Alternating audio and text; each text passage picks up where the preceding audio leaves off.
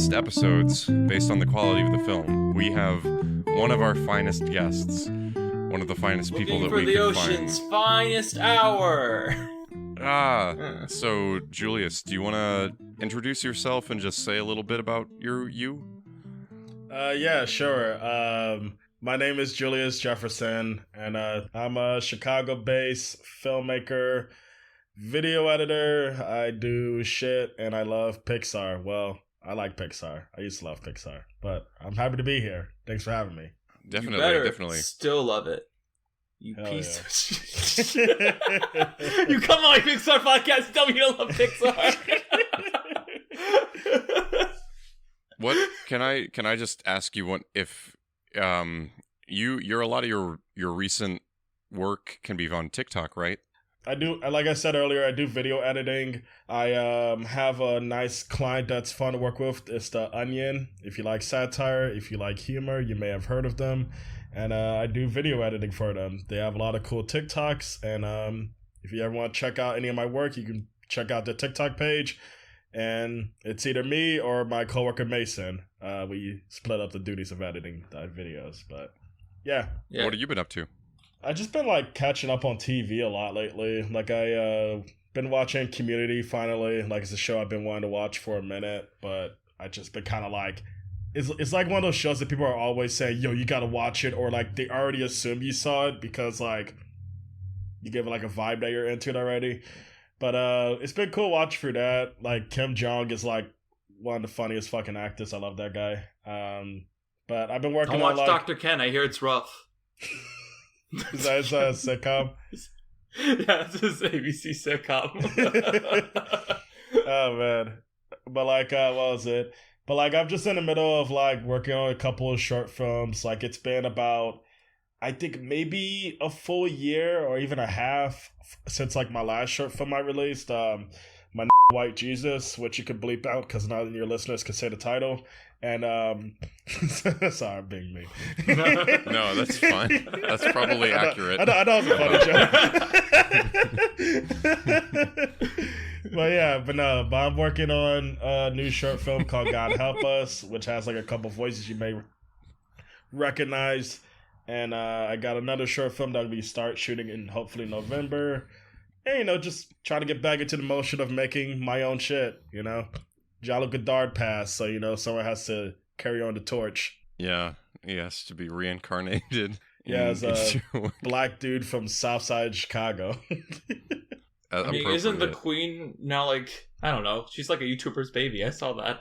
I don't know. I saw that on Twitter. I don't know. Godard was like, no, it has to be me. Joey's like intercepts the baby. Nah. I just take the soul away. The baby is soulless because of me. I needed Godard's powers more than her. Danny, do you have any news? What did I do this weekend? I slept. That was nice. I like sleeping. Sleeping is tight. I can agree. I'm trying. What did I do this weekend? I'm going crazy now. Because I didn't. What? I was not sorry. Instead of making a movie about how the wishing star came along, they should make a movie about sleeping. Actually, we could talk about that because it would be relevant to this podcast. I mean, is that? I didn't mean it. I just thought about it. Well, no, that actually was I was like, what got me mad this weekend? Something got me mad. I'm like, oh yeah, it was everything Disney announced except for like one Pixar movie. I thought they announced more than one Pixar film. Isn't that Wishing Star a Pixar movie? No, that one's a Disney movie. Oh, okay, okay, that makes more sense. No, the Pixar movies they announced was they went on more details on the one they already announced, which was Elemental. They announced the new one, which is Elio, which is the one I'm really hyped for because it's by the co-director of Coco. And they announced Inside Out 2, where Amy Poehler came on stage like, hey guys, it's me! I'm back! And let me tell you, in this new movie, Riley's gonna have a lot of new emotions! Because literally, 5 hours earlier, broke like, yeah, we don't want to pay Bill Hader or Mindy Kaling for anything. So it's like, well... Do you guys like my Mindy Kaling? Not my Mindy Kaling. My Amy Poehler impression? I thought it was decent. Yeah, no, it's pretty good. Startling. Yeah. I haven't heard Like- Amy Poehler's voice since like maybe 2017. So Oh, we could also actually. I did have a topic we could talk about that's random that makes more sense than that, which is we all watch Succession here, and Mark looks like some guy from a certain actor in Succession who finally won his long-deserved Emmy. Yay! I Now guess- I know I can do it. Congratulations, Mark! Now you can body double for an Emmy winner. literally, You I stand did. it on set. Sorry. It's either that or go on SNL just to do impressions of him for the skit. Yeah, It'll be you and Pete Davidson as Kendall. it could be like it's like No, that, Pete Davidson's that gotta bit be from Craig. Pete Davidson's gotta be cousin Craig. It would be like that bit from the Eric Andre show where they get like the lookalikes to come on and just Yeah, I yeah, could I be love that that guy bit now. so much. There's like It's like the there's job one time exists. he did that bit with Eddie Samberg, and like it's insane. Like, oh, I didn't know he did it more than once. I have to check it out with someone who's cool and not the guy that they did it with, like the one time or whatever. they did it with the one I'm talking about is when they did it with Pauly D from Jersey Shore.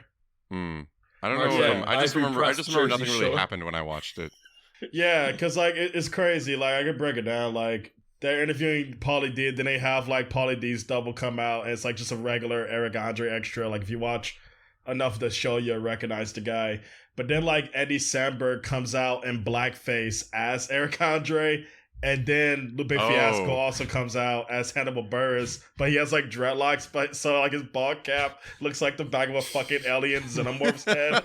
And like it's crazy. Like they're following each of them. But what's funny is like so Eric Andre's trying to see like how far he can make Eddie Samberg go crazy, which is like he already has him in blackface, which I think is like crazy enough. But like where Eric Andre starts taking down his pants and like he does the Buffalo Bill, like the tucking. But he does that, and then Eddie Samberg is trying to like not do it, and Eric Andre's like, "Dude, do you want to make it a show business or not?" And Eddie Samberg just says, "Dude, I'm doing," and Samberg says, "Dude, I'm doing better than you." In like the most frustrated voice. It's great. I just like the simplicity of that response. I'm doing better. Yeah, like Samberg, I think is like he's an underrated talent. Like, dude's great. I still need to watch his Hulu film. I don't remember the name of it, but Oh, I Palm just Springs. gotta- I like that one. That was yeah, good. I just gotta point out that out of all the SNL guys lately, he hasn't really fell off. Which I mean, for that generation, they're doing good. Like him, Sudeikis, Hader, they all got good shit. Mm-hmm. I mean, Andy Samberg, of course, was in Chippendale Rescue Rangers. Yeah. What a film! It's interesting how closely he collaborates with like the Lonely Island guys that he was with before SNL. So that's kind of like still stuck with him. And I think the other guys have kind of like branched out into being in like mainstream movies or whatever. But he's yeah, still like kind of Bill part of Hader that was in group. Inside Out, right? Sorry. I mean, like something Yeah, I remember I that. was surprised by was that I saw that whatchamacallit, I forget which one of the dudes, but the guy who has like the long neck of Lonely Island, he directed Chippendale, which is why like supposedly Mulaney and like Samberg, they took a huge pay cut because he was directing it. Which is so crazy that like Which- Disney doesn't want to pay its voice actors, So wait. So which one is married to Marielle Heller? I didn't know one of them was married to One of them is someone. married to Marielle. I'll look it up now. But yeah, I've Yeah. heard It's that not too. That Andy Disney is, like- Samberg. No, I know it's not. It's one of the other two. I know Andy Samberg. Yeah, is not I know it's the married. one. It's the one with the long neck. And there's one with a long face, and there's one with a long neck. I don't remember the names though. I know that Akiva is the one who directed it, I think. I don't know if he's the one with the long Yo, neck. Jorma Yeah, no, Taccone is Kiva's the, one with the long neck. Yeah. Oh, Taccone. I don't know why I said Taccone. Yeah, so the pop star director. Yeah, and then the he's Gruber good. director. is this He's one. good, but like it sucks that he came to get a budget for voice actors. But I realized Mark didn't even say life updates. What? No, I mean, I was passing it around, and I think... Oh, bet. I mean, I don't know... It's really sad I Marielle don't know- Heller's I don't only think he could- nomination I don't is for think he- acting. Sorry. What? Sorry, it's really sad. Marielle Heller's only nomination on her Wikipedia page is for acting. Marion Heller was She's- nominated for acting? For Queen's Gambit. I didn't know she was Supporting an actress. actress. She's in Queen's Gambit. I thought you watched Queen's Gambit. She plays the mom. She's really I good guess- in it. What the fuck? That's Marianne Heller? Wait, Yeah. Marielle Heller? Yeah, she's great in it. I had no idea that was her. She's a great director and a good actress. Wow. I need I need that the Amy Adams movie from her already. Sorry, Mark. What's your life update going on? Oh, you know, my like, life. I just love when women pivot from acting and directing. Like Olivia Wilde, real excited to see what's going on for her career. By the time this episode's out, we will know. Don't worry. I don't know. There's probably a joke in here somewhere where it's like, don't worry, darling. We still have the whale. Or something like that. This whole like meltdown of a crisis going on with that movie and the title makes it feel like a Arrested Development joke. Like, this is a movie that Tobias is trying to get into, but Lindsay is the star of instead. I feel like the second punchline of it is that it's like Harry Styles like, don't worry, I have a less controversial movie coming out titled My Policeman. Every time I walk past the post, I laugh. I'm like, dude, you chose, out of everything right now, you chose to be in a cop movie. That's funny. Like, oh my god.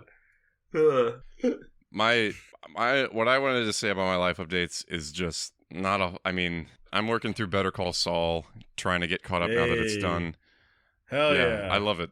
Yeah, and I also just PSA. I tried to make dinner tonight, and I feel like I knew this, but just so anyone else who needs to know, like, you can't make a quick meal with a can of tomatoes if you're making a sauce. Like, you have to cook them long enough so they don't become acidic. Out of context, it just sounds like a psalm. It's like, you can't cook a quick meal out of just tomatoes.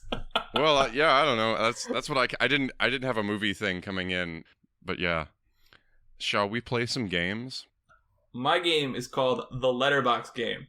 Letterbox, as I'm sure Julius is aware, has recently added a feature where it shows you the most similar movie to the film you just watched.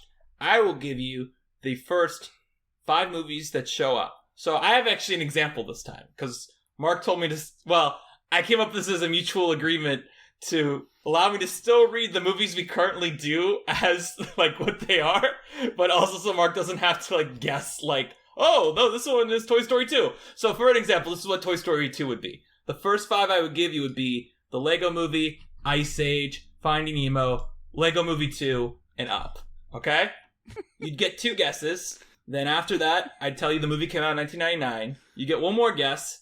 Then I'd say it's Wreck-It Ralph. It's something in your next movie. And then I'd say Bolt on your next guess. So basically, you get 5 movies, 2 guesses. After each, then you get 3 more guesses, each of which you'll have the year and 2 additional movies. And I remove films with either the same character or in the same franchise, such as Toy Story 3, Toy Story 4, Ralph Breaks the Internet, and Lightyear. And Mark thinks this is really funny for some reason. I don't know why. Did you explain what the game is? I don't know what the fuck you're talking about. What letterbox feature is this? Alright, well, that was Toy Story 2 for listeners to understand. Dude, I told you to give the example to make it easier for people, but you did this. I didn't know letterbox out of the thing. Okay. So, Letterbox has a new algorithm at the bottom of each page of a movie that says the similar films, okay? I will give you the first 5 films that appear that are not by the same director or in the same franchise of that film. You get 2 guesses on what the movie is. If you get that guess wrong, then I'll give you the year. After that, you'll get 2 additional movies with each additional guess for a total of 5 guesses. If you don't get it in 5 guesses, you lose. Okay? Alright, bet. Now, you can choose to play competitively with Mark or use him as a phone a friend. Foe. What? Foe. Okay. Alright, so there's 3 rounds. There will be 3 rounds of this, okay? Your first round. You ready? Yeah. Alright. Your first 5 films are... Oh, I forgot to say this. Sorry, no. This is not to do with, like, the competitive nature. Now, normally, when we have a guest, I randomly I will put in the films that I've watched recently that made over $100 million at the box office and just kind of randomly generate what 3 I give you. Okay. With you, since I know that's not necessarily your scene, even though I'm sure you see blockbusters too, what I did instead was I put every movie that would be eligible on Letterboxd in our private list and then sorted it by highest rated. So these are the highest rated 3 films that I've watched in the past month. So, these will be from the top 3 highest rated from number 1 to the third highest rated. Just so these are good movies, according to Letterboxd. Okay, so here are your first 5 movies for the first round. The Outsiders, The Goonies, The Mighty, Mean Creek, Bridge to Terabithia. Stand By Me? Yeah, it's Stand By Me. I figured this is the reason I did it in this order, because this was the highest rated, and I'm like, oh, Julius will definitely get this because we saw it together. So, Mark, what's your opinion on Stand By Me? Good movie. I haven't seen it in a long time. That's what everyone keeps saying to me. I mean, I had never seen it. It was just on TV when I was a kid. After I saw it, and they're all like, "Yeah, I haven't seen that one in a long time." Like, I feel like everyone needs to watch it again now. Like, I don't know. I actually have I have a really funny story about it, by the way. Which I know it's my game, and me doing this tangent is like Danny, what the heck? But trust me, you guys will think this is worth it.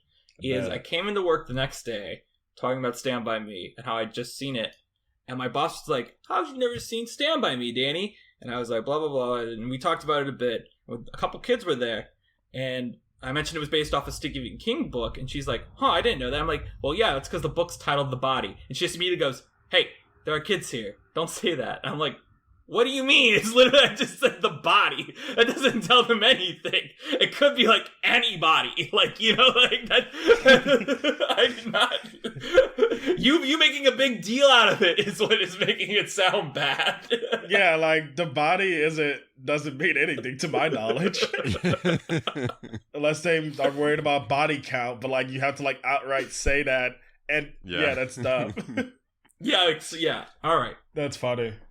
So I'll do your next round, but I do want to add this bit that I forgot to mention earlier, because I didn't say it earlier because I figured you'd get Stand By Me immediately. If you guess a film that's in the top 25, I'll tell you it was in the top 25 or not. Okay? Mm-hmm. All right. So your next one is The English Patient, Jules and Jim, A Very Long Engagement, Grave of the Fireflies, and Atonement. That's a tough one. Yeah, because like the more you named them, the less I got close to any of them. Yeah, can I get another hint? Or no, you have to guess twice. You have to go through. You'll get hints after you do 2 guesses. Okay. I don't know. Pride and Prejudice? No, and Pride and Prejudice is not in the top 25. So you need to give me one more guess, and then you'll get a hint. Can you name the movies again? Yeah. The English Patient, Jules and Jim, A Very Long Engagement, which, do you know what that movie is? Because I definitely don't. I have no idea what that is. Isn't that Jason Segel? No. That's, wait. That's like the 5-year engagement or something. This is a here. I'll give you some context on this film because none of us know what it is. But it's from 2004. And Letterboxd again is acting dumb and not loading. Oh, it's by Jean-Pierre Jeunet, and it has Audrey Tautou in it and Gaspard Ulliel, and I'm probably butchering all these French names. Is it okay? And then Grave of the Fireflies and Atonement were the other 2. It's like farewell something, right? It's like a greeting. I don't know. You have to give a full guess. This I know where your brain's going. Oh my god. I feel like I know what you're talking about. Is it an old movie? I can't answer that until you get to your next hint, because your next hint is the year the movie came out. Do you know, Mark, or what are you? Are you a foe? Like, aren't you competing, or what was this? No, you said Mark was going to be your phone a friend. That's what you said. I also had that question, is whether you said phone or foe. So I don't know. I thought you said friend or foe. Phone. So do you want me to be phone a friend? Yeah, sure. Okay, I think it's Hiroshima Mon Amour. That's what I was thinking about. Yeah, it's Hiroshima Mon Amour. Okay, but yeah, because you watched that in New York. I don't know why I could not remember the name of it for some reason. All right, for the record, because I like saying these, and I forgot to say it for Stand By Me. I'll say Stand By Me's first. The other 2 you would have got as hints for Stand By Me were The Kings of Summer and Now and Then. And for this, the next 2 hints you were going to get were The Thin Red Line and Casablanca. Whatever. All right, so you ready for the final round? Yeah, sure. 5 films are Amour, 21 Grams, The Hours, Rabbit Hole, In the Bedroom. Oh, man. Yeah, literally nothing's coming to my mind. Eyes Wide Shut? No. And Eyes Wide Shut is not in the top 25. Lost Highway? No, it's not Lost Highway. The year this film came out was 1993. It's funny as that's one of those years I'm not really that knowledgeable. Also, I don't know if it says or not, Lost Highway is not in the top 25. Yeah, because I'm just naming stuff that I know you saw. E2 Mama Tambion? Nope. Not in the top 25. So now you get another movie. So your 6th movie you get is Birth. From 2004, I believe. What's annoying is, like, I have a good feeling it probably has Nicole Kidman. But I don't think you saw To Die For? No, To Die For is not in the top 25. But didn't it come out in 93? I don't know. I don't have it open. I don't have To Die For open. Yeah, all right, so now I'll give you your last film, but then before you answer, I'm going to recap for the listeners at home. So your last film and your final guess, unless I'm nice and give you an extra hint, which I could, we'll see, is 2013's The Past. So your 7 films were, and this is a film from 1993, were Amour, 21 Grams, The Hours, Rabbit Hole, In the Bedroom, Birth, The Past. And I can look up the director of The Past if we don't know what that is, because I don't know what it is. Can I phone a friend? Sure. I don't know if Mark's going to be that helpful, but sure. I'm not going to be that helpful, but I mean, we can sort it out together. I mean, I also think maybe Nicole Kidman movie. Did you watch Australia? Maybe, yeah, but that's not the 90s. That's not 90s. Yeah, that's my problem with these. I really get messed up year-wise. Yeah. What was she doing in 93? Was she in? I will say this. If you get this wrong, I do have one backup hint I can give you for a redemption chance. But I like you guys thinking it out now, not counting on that backup hint. So. Yeah, because I literally have no idea what movies she was in the early 90s. I'm just going to say something random. JFK. JFK's your final answer? Fuck it. I have nothing. Alright. JFK is not in the top 25. Now your hint. And this is actually a really interesting... I think Mark will find this hint more interesting than you will, because Mark knows the history of this game. This is a film in a franchise. Only one other film from its franchise appears in the top 25. And it was not in the first 7. I did not have to remove it from the list. What franchises were even? I also am using the word franchise very liberally here. I will also clarify that. Yeah, like when you said that Finding It's not like a Fast and Furious movie. Or like... Yeah, because I'm just like even more confused now, because I'm like, what 90s franchises were there? I guess a better term than Nicole franchise Kidman is a bad way to think about it. Maybe franchise isn't the right word for it. It's a part of a series of films. Mm-hmm. Was it The Godfather Part 3? Julius, do you want that to be your guess? No, that's 1990. I will say, and this is not kind of as additional, and I'm kind of surprised neither of you have guessed this, because I thought you were both aware. I'm honestly not good at guessing games. Like, if I was on Jeopardy, they would shoot me in the head. He was like, what? You didn't say what! You didn't say what is! Oh, man. I mean, I'll throw it away. I'm just scared. I don't got nothing. All right. It's not on his skin. Under Skin is not in the top 25. Now, you were completely in the wrong direction with Nicole Kidman. I'm sorry. So, The reason I said you should both know this is because this is a film I almost saw with Mark in New York. And this is a film I invited you to go see with me. And it's 3 Colors Blue. 3 Colors Red is I in the top didn't even realize 25. you saw Blue. I thought you didn't see it. Yeah, I saw Blue. 3 Colors Blue. You didn't text me. I just wanted to watch the first... I did text you. Go look through the text. I'm seeing 3 Colors Blue. Do you want to come? And you're like, no. I said, tell me what you think of it, though. I mean, I posted a letterbox review like immediately. I just assumed your you saw letterbox it. Reviews never show up on my front page. I don't know what happens. I mean, I thought it was good. I definitely thought I've been a little too tired to watch it. I think I'll enjoy it more whenever I revisit it, knowing where it's going, because I thought it was a completely different movie than what it was. So I was like, oh, okay, like, interesting. I really like the ending. But yeah. So the most critically acclaimed movies, according to Letterboxd, I've seen in the last month are, well, The Iron Giant, Stand By Me, and then Hiroshima Mon Amour, and then Three Colors Blue comes in at 4, I guess. So, yeah. Yeah, that's wild. I feel like I definitely would have figured it if I knew. Did you go on the other two? You didn't really go on the other two, so. I do think it's interesting Three Colors White isn't on this top 25. Not me. People like white. It doesn't even. I didn't. Sorry, that just I did. realized it sounds funny. Not many people like white. Yeah, I didn't actually get. I watched Double Life of Veronique and Blue, and I don't really think I checked him out much more beyond that. Oh, He's actually, great. I loved a short film about killing. Oh yeah, that's probably my favorite one by him.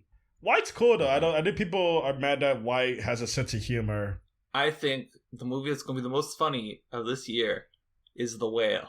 All right, now we can get something that puts to me. I just want the whale to come out so I can edit fart noises over it and put it on Twitter so I can destroy its Oscar campaign. I need to just quickly say on the record, because I know I told both of you this, is that my mom texted me out of nowhere, like 10 hours after the web premiered, asking me if I'd seen it. And I was like, no, it's only in Venice right now. Also, this is a movie you would hate. Like, you would absolutely hate this movie. I don't know why you're asking me if it was any good. All right. My game. My game is the game of lists. It means I go on the internet and I find a list of movies, and then I ask the guest questions about them. And me. Yeah. I exist too. And let me just what? I was like, you're like, I asked the guys about films. And Danny. You also can ask Danny about these films too. Well, I ask everyone. I don't know. All right. Yeah. Y'all should I don't know if you guys ever watch wrestling, but Triple H had like this crazy opening song where he's like, time to play the game. Like you can throw like that in only there. intro music we have here is when I go, we're gonna do a detour. Do do do do.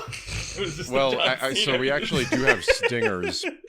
Sorry, Mark, what you doing this week? I'm sorry. Oh man, now I have a tangent about Triple H. Truly, that's actually more of a life update than anything. But, I didn't know you watched wrestling. Oh, you should tell your PTA story to Julius. Maybe I'll. Oh, mic, did you say PTA at Triple? And I said Triple H. No, I didn't see Triple H. I saw a monologue that he did, which I kind of want to steal. That reminds me of when I did the monologue of Chasing Amy, and I didn't know what it was from, and I immediately regretted it once I saw it was fun. Sorry, Dan, if you're listening to this. Sorry. Let me just drop that. Not as a whole thing, but if you want to see like an interesting monologue, look up Triple H. Tough Enough. What was the thing? Give me a flop or something, or like give me a drop.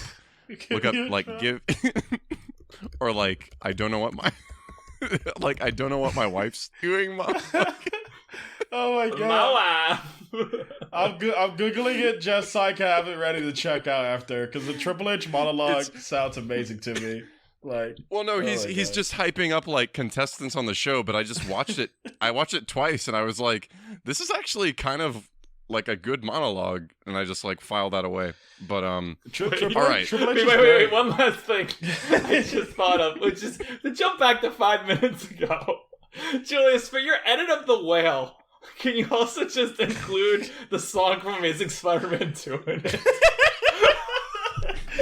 Oh my god. And him going, Roosevelt.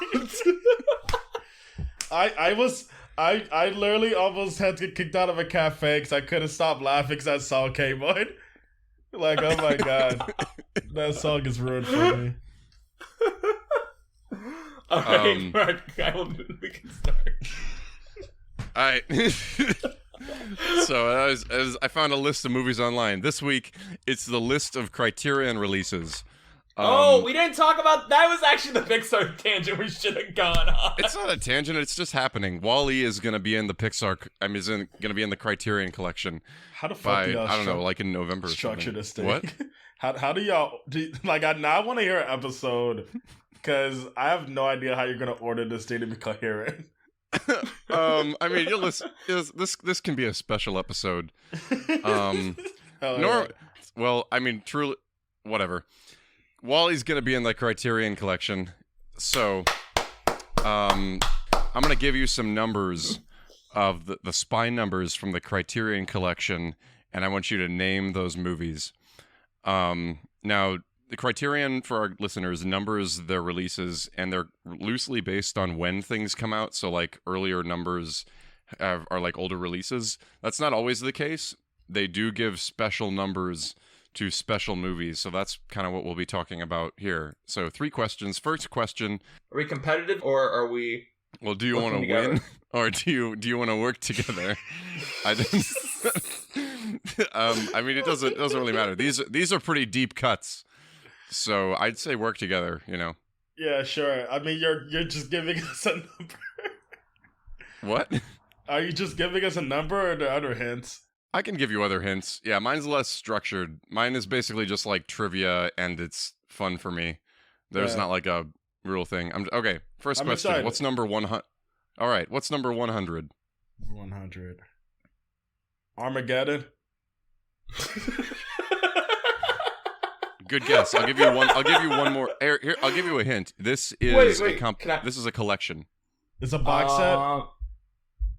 I don't know if it's a box set actually, but it is a collection. Is it the Apu trilogy? No. Number 100 is the Beastie Boys video anthology.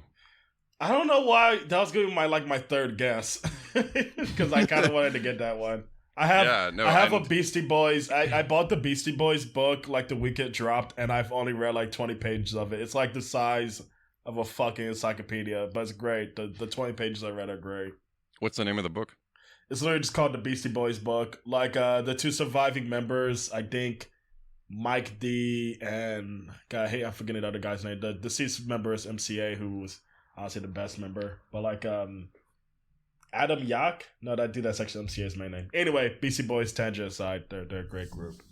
All right. What is number 666? I think this is The Omen. I feel like I don't know why they got like a discouraging head nod from Mark. I thought that was like okay guess. No, it's not okay. I'm not sure that's in the Criterion Collection though. Yeah, I don't think so either. No. Last Temptation of Christ. Okay, an excellent guess. Let me give you one hint. Mark, it is by a well-known horror director. Oh, well, no. I'm gonna say it's by a pretty mainstream horror director. Is it Night of the Living Dead? No. Oh, I thought it was an okay guess. That's an okay guess. Is it Chronos? Good guess. It's not Chronos. It's The Devil's Backbone. Man, that's my third. On. Man. Hopefully, you're on. That's probably his least known film, I'd say. Is that the one that's screening, Julius? I can't remember. Yeah, Devil's Backbone is screening. Nice. We'll do it. It's funny. I was able to tell Del Toro because I feel like some people will still argue on if he's mainstream or not. He has an Oscar. Yeah, that's usually why. A horror director can because like some people I know say it's Art House, and I'm like, "Fuck, you talking about?" He won Best Picture and Best Director. He's not Art House anymore. You just can't be. Yeah, it's the dude's. Yeah. I can see his movie at a fucking Rego cinemas. Like, come on. All right. I mean, I saw the card counter. We saw the card counter at the release. So yeah, because it got Poe Dameron in it and Tiffany Haddish. Rest in peace. Wow, isn't that movie like a year old now? Because it came out on 9/11, didn't it? Card counter? It came out around 9/11 weekend. I remember everyone was like, "Wow, the audacity of dropping this on 9/11 weekend." That's insane. I didn't realize that. Spoilers for Card Counter. I still think it's crazy. Obama loves that movie. Like, I need if they drop a criteria, if they drop a criteria of that, they need a commentary of Obama and Paul Schrader in the room together. Final question: What's number 1,000? What collection of movies is number? 1,000? I think I know this, Julius. You know? Nah, you go for it. Don't say. I think it's the Godzilla box set. Yeah, it's the Godzilla box set. Oh, nice. I remember when that. I remember that one dropped, so it was like a big deal. Yeah, Like, so whoa. I knew Yeah, that it's a one good was choice. later, but I didn't know it was like a specific celebratory number. Fuck, Yeah, why that's a big also one. also 666 for Devil's Backbone makes why did I wow, that's crazy. I just I don't know. realized I I, mean, didn't, I, there were- didn't I didn't realize the spy numbers had like a good meaning to them, I guess. Or like or at least like they're aware of them, I guess. Is They honestly 777 like a don't. movie Let me about just- casinos? No, here's the thing: is they normally don't mean anything, but there are a few times they do. If anyone wants a little bit more about this than I have here, I'm going to Wikipedia to look up what 777 is. I'm Criterion. curious now. I bet it's Sweet Smell Yeah, of I mean- Success. It's oh the well, that's Brood. actually kind of cool. Ah, damn. Oh, did you just say that, or It's The do you know Brood it's by true? David Cronenberg. Oh, What a yeah. waste. I mean, not the Have, movie. uh, Movie's Yeah. cool, but like, I there's nothing to do with luck. Sorry, I Yeah. just saw well, that they normally come up 808 because of the releases. I but saw that it- 808 is this movie called, it's a documentary called, it's the Kennedy films by Robert Drew, and I immediately thought, that's a Pruder film? It's on the Criterion Collection? That's insane! Why is that? Why did they give that one a copy? Yeah. So I just want to That's say not for a people, good idea. I just want to say for people because it's kind of hard to find from the Criterion people about how they do things, but a lot of this trivia came from a blog post about the Criterion Collection, the films in my life. Maybe that's the name of the blog. I don't know. It's by Oscar Kit 316, Criterion Collection and the Spy Number. That's where a lot of this trivia I came from on some of this. He's got some more of the deep cuts from there. I appreciate shout out that to this good has blogs. this list. Oh yeah. Yeah, like just wanna there's say- a blog I go Oh, on sorry. called Cheap Chick in the City. That's pretty cool. Why do I know that one? I gotta say, Cheap Chick in the City. I gotta say, I appreciate how on this list, it says that on the Wikipedia list they have a list of the bonus feature films that are included on the Criterion sets. So like how 12 Angry Men includes the television remake of it, or how Good Morning includes the original I Was Born Yesterday. I was born, but my point is this is my pitch that I've been saying to everyone, that I would like the Wall-E Criterion to include the entirety of Hello Dolly as a bonus feature. Just put it on there. No one else is gonna want to buy it. All right. When did you first encounter Pixar, Julius? Well, honestly, man, like Pixar is like one of those things that was just like always one of my first memories as a kid. Cause like when did the first Toy Story come out? 95. Okay, because like I was born in '96, and like I just remember always having that movie in my brain. Like there was like 3 animated films I watched a lot as a kid. They were a Goofy movie, Little Mermaid, and Toy Story 1. Like, I'm I was giggling obsessed with all 3 of Because those. I thought you were gonna go like, and end of Evangelion. I thought Evangelion was boring as shit as a kid, where I wish I was smarter to be into that when I was that young. But like Little Mermaid, I love Little Mermaid as a kid, where I really hope the movie is good. I like the song in the trailer, side note, but I think I don't know, I just don't like the color correcting for fucking anything anymore. Halle Berry, who is like an incredible artist on her own, check out her music with her sister Chloe. She sounds great, but the movie looks kind of but I'm gonna wait to see it before I trash it. But yeah, Pixar's been a huge part of my life since I was a kid, where like my first Halloween costume was a Woody costume. And I remember like my mom dropped me off at this like sock hop. Do you guys remember sock hops? Like a school dance? I know what that is, but I Yeah, don't. like school dance. Yeah. Like what? We didn't call Oh, it a sorry, what were you sock saying, hop, Mark? but I know what it is. Oh, I've never heard people our age call them sock hops. Oh yeah, when I was a kid, like that's what they called all the like functions for like little children and shit on the south side at least. But like there was like a little Halloween sock hop going on when I was like damn near like only 4 or 5, and my mom got me a Woody costume, and like all the kids were like, damn, I wish I was Woody, and like it was a great time.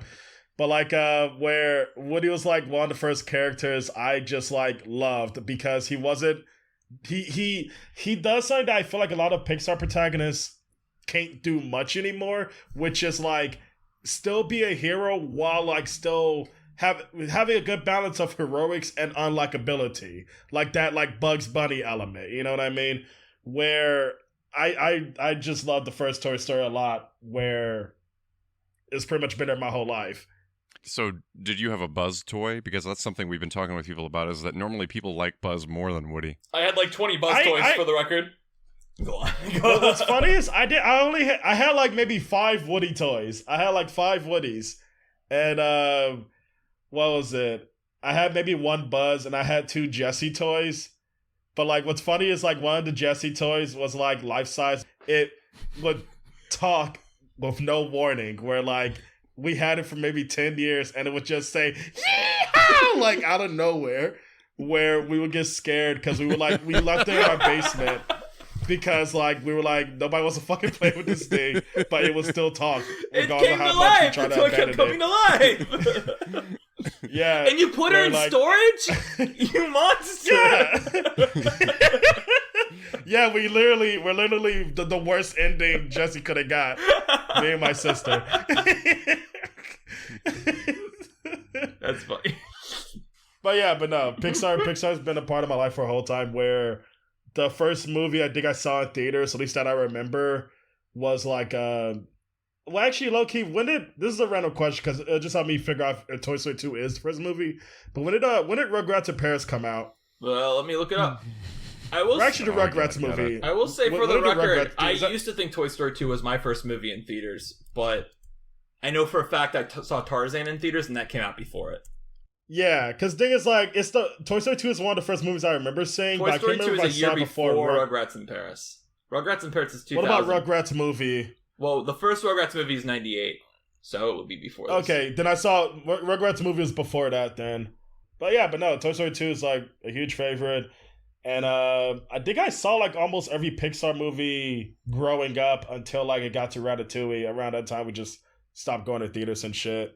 But it's like one of the few consistent institutions that's under, Disney, where you gotta get them props for that. They never let like that mouse-shaped cloud fuck up what they had going on outside of Lasseter and some other creeps. Yeah, so I mean, as a big defender of Pixar, they did also have that run where they just kept doing sequels for a bit, which, yeah.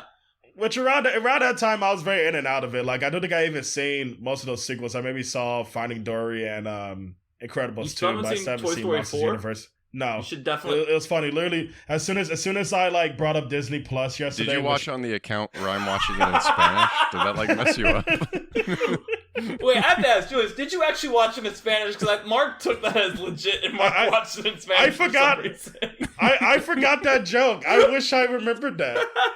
I mean, I'm glad you did it because it's really tough to talk about voice acting.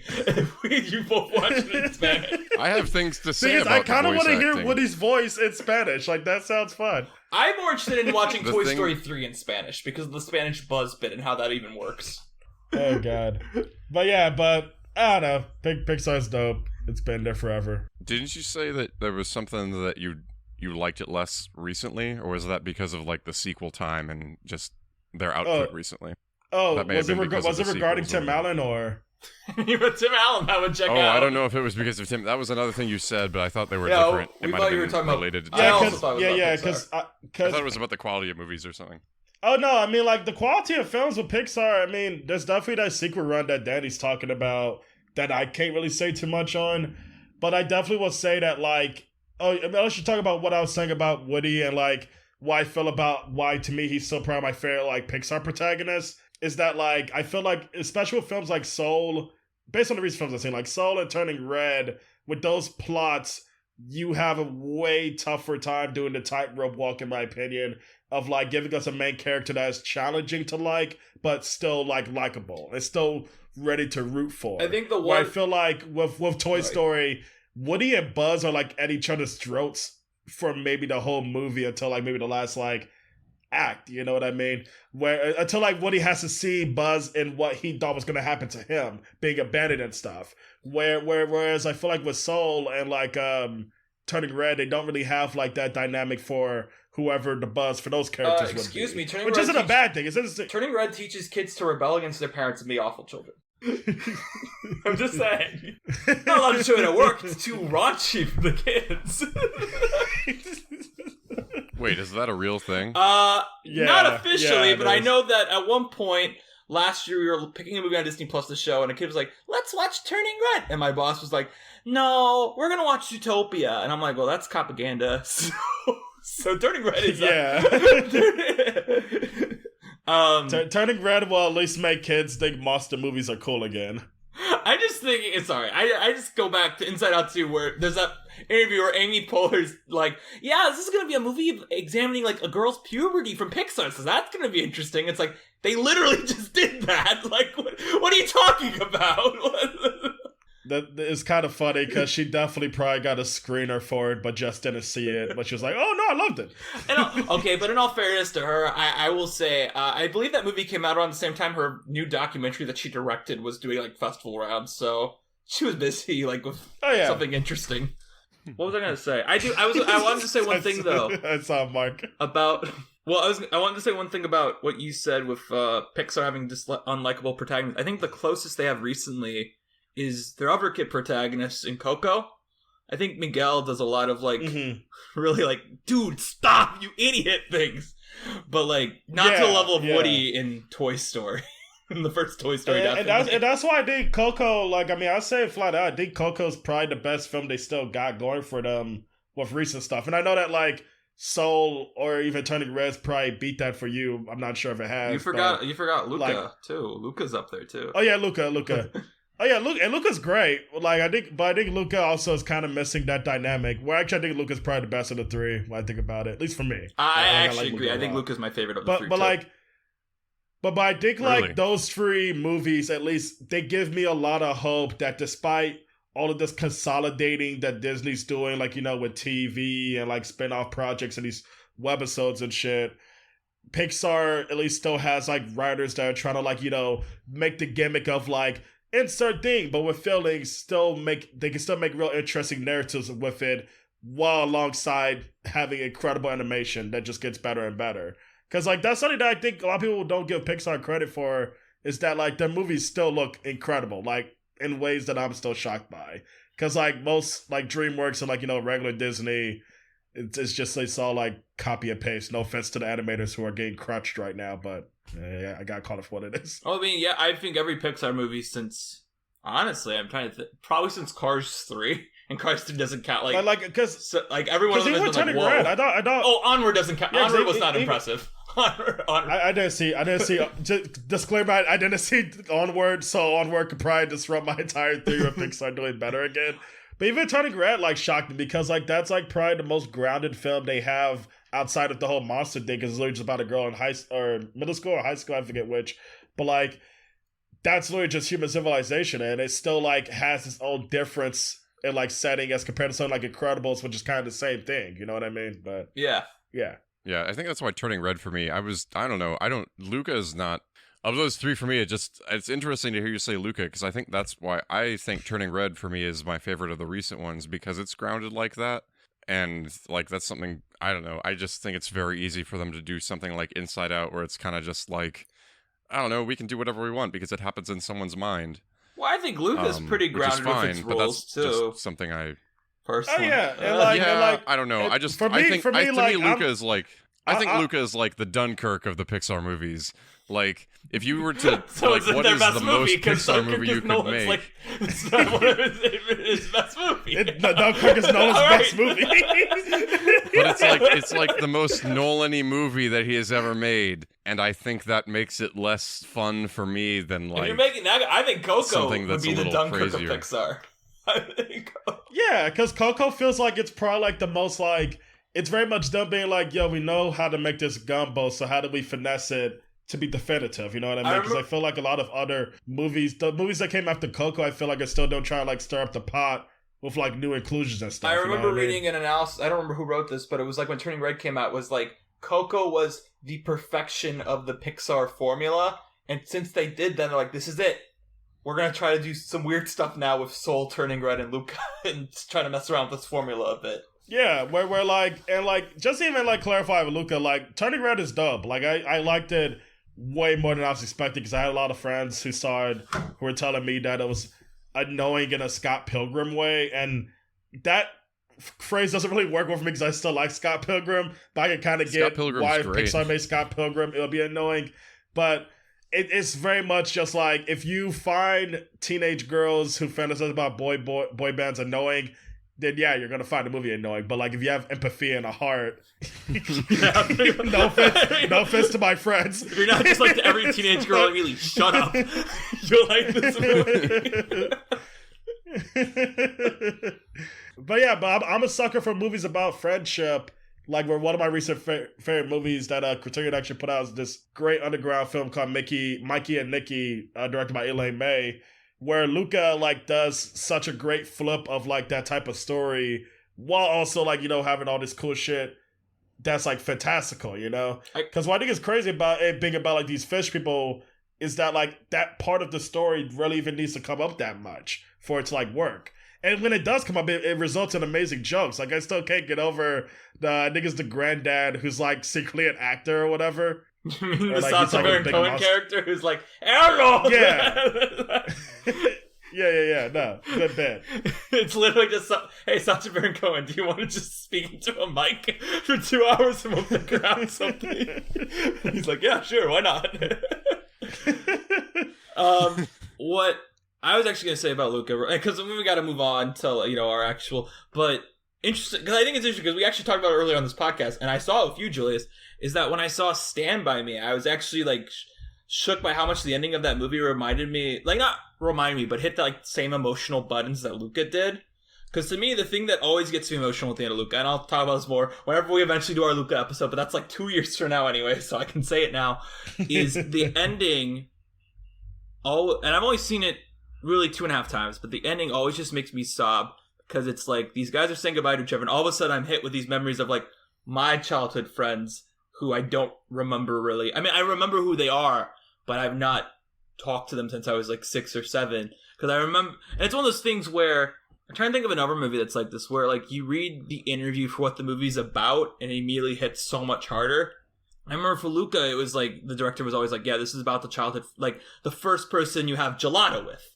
Like, there's always going to be someone or the first person you did this thing with, but you're not going to necessarily keep in contact with that person. But the moment where you first experience it is still a joyous moment. And it's like, man, like, I have not talked to Jimmy from first grade since second grade. And it's still, like, that relationship was so important to me as a child, learning how to be a friend. And that's and that's what, like, Stand By Me is about too, in a way. That's what I'm saying. Yeah. Like, the end of Stand By Me. It's a great theme that, like, I feel like both movies, like, use very well. Great movies where, like, I think Pixar is doing great for the situation that it has around them. If only the movies would get theatrical distribution that weren't just the Buzz Lightyear movie. Oh my god, I do not ever want to fucking watch Lightyear. All right, like, book Julius for the Lightyear episode. Come back. I mean, like, when I mean, like, just side tangent, but, like, fucking when I was watching when Disney Plus ended Toy Story 2, they immediately gave a, like, now you gotta watch Lightyear, and I'm like, why the fuck would I want to watch a Buzz Lightyear movie without Woody in it? That's why you gotta watch. I don't get the point. You gotta watch it, but I do recommend on your, like, watch Toy Story 4. You really should watch Toy Story 4, especially as a Woody fan. Yeah. Because it really is more like an epilogue. It's really surprising how good it is. Yeah. All right. This week, we are on the first Pixar sequel, and the only Pixar sequel for quite some time on this podcast that we will cover. It is the film that introduced real emotion to Pixar, and I say that in a way that I'll get into more later. It is a film that infamously was really only made over the span of 9 months. And I'm sure we'll get into that too. This is Toy Story 2, filmed by John Lasseter, Lee Unkrich, and Ash Brannon. Normally I don't credit the co-directors, but, you know, in this case, when it's a John Lasseter movie, we love to spread the credit around as much as we can. But yeah, Toy Story 2, probably the real beginning of what we think of when we think of Pixar. Like, emotionally speaking. It's also rather infamous because this is a film that was used as a rift in negotiations for renewing their contract at Disney originally, because famously their original contract was for 5 films. However, when they went to Michael Eisner after The Incredibles, like, let's renegotiate our terms, they're like, well, you only gave us 4 I guess maybe it was after Finding Nemo. I don't know. But they're like, you didn't finish the contract because Toy Story 2 didn't count because that was not a new series of characters we can exploit. And I'm sure we'll get into all of that whole story more when we talk about Ratatouille or Cars, whenever it's more around that time where it's like, will Pixar sell to Disney? But Toy Story 2, ignoring the business stance, it's a movie at least on the level of a Goofy movie and The Little Mermaid. But I think it's better than both. Do you have more info on that? Because It that's is. wild. Because this did introduce new characters. Like Ratatouille, you're not going to sell toys. Yeah. Well, Ratatouille wasn't designed for Disney. Ratatouille was designed to be the movie they go get. And that is why we'll come up when we talk about Ratatouille. Because Ratatouille was greenlit with the idea that Pixar was going to self-distribute it to try to earn money and find a new distributor. Mm-hmm. Which is kind of crazy to think about, that they're like, this is the one that will help us make a lot of money on our own. Wait, which movie? Well, I think Ratatouille is one of the best ones. I mean, yeah, but it doesn't make sense financially as a movie. Speaking of Ratatouille, my sister's birthday was the other day, but we had a birthday dinner at this hibachi restaurant, and something that really made me laugh was Alona looked at the chef. You guys know what hibachi is, right? Yeah. Yeah. Yeah, it's like So like Yeah, but like, she was like, does he have Ratatouille under his hat? Where I didn't realize how much Ratatouille could become a cultural reference, because even my sister knew what she was talking about, which I was shocked by. I just think it's funny that like a Pixar film can be made into another end joke like that. Yeah, I think it really was Everything Everywhere All at Once that's kind of cemented that now. Mm-hmm. You know, that's almost more official than Ratatouille itself. Is like as soon as it's on The Simpsons, it becomes a part of culture. Yeah. So, if you're curious, it was originally a 3-picture deal. I can't tell if the 3-picture deal began with Toy Story or it began with A Bug's Life. But if it was it did begin with Toy Story. So it's like after Toy Story 2 came out, they're like, all right, let's go renegotiate. They're like, no, because you didn't give us a third movie yet. They're like, what the hell are you talking about? This movie's making a ton of money for you. They're like, it doesn't count. We don't have characters you can exploit. And I think the punchline of that really is like more, for these 3 films, has Disney ever really exploited the Bugs Life characters? Not really. They've exploited any other character Pixar's given them, and never really the Bugs Life character outside of the rides at Disney World. That doesn't really exist anymore. Like something that like I wasn't proud of when I was rewatching it. Well, like in the credits, they have like the credits bits. When the Bugs Life characters come on, I honestly forgot who they were supposed to be. I mean, I was like, did I forget a Bugs scene in this movie? That's I remember saying that to Tori, like when we talked about A Bug's Life on this podcast. We're like, "What's your best memories of A Bug's Life?" And I was like, honestly, it's when they appear in Toy Story 2 because I actually watched that movie. I remember it being one of the few movies. Also, I think the statute of limitations for this is over. A lot of films we've owned growing up was films we never returned to Blockbuster. Bugs Life was one of the movies we returned to Blockbuster. And Bugs Life's not even bad, but like it's no Toy Story. I knew it. It's not Toy Story. We kept 2 copies of Toy Story from Blockbuster. We were awful when it came to that. Do you have any Netflix DVDs that you never sent back because they switched to streaming? My mom will probably have them, because I definitely had a bunch. I had like disc 3 of The Shield, like shit like that. Like I used to use Netflix DVD for a lot of TV shows, and then when Instant was like, oh, here's the whole TV show, you don't have to wait for disc, I'm like, oh, fuck this. Because, like, at first it was for movies a lot, but Instant, like, I could get why Instant killed it, but I do miss the excitement of coming back home and, oh, new Netflix movie, you know what I mean? It kind of made checking out stuff fun. You should try this cool thing that I use that's called the public library system. What's funny is, like, so many people say that to me. Shout out to Kennedy. Kennedy's a librarian. They say that to me as well whenever I talk about, I miss renting having movies. Fun isn't hard when you got a library card.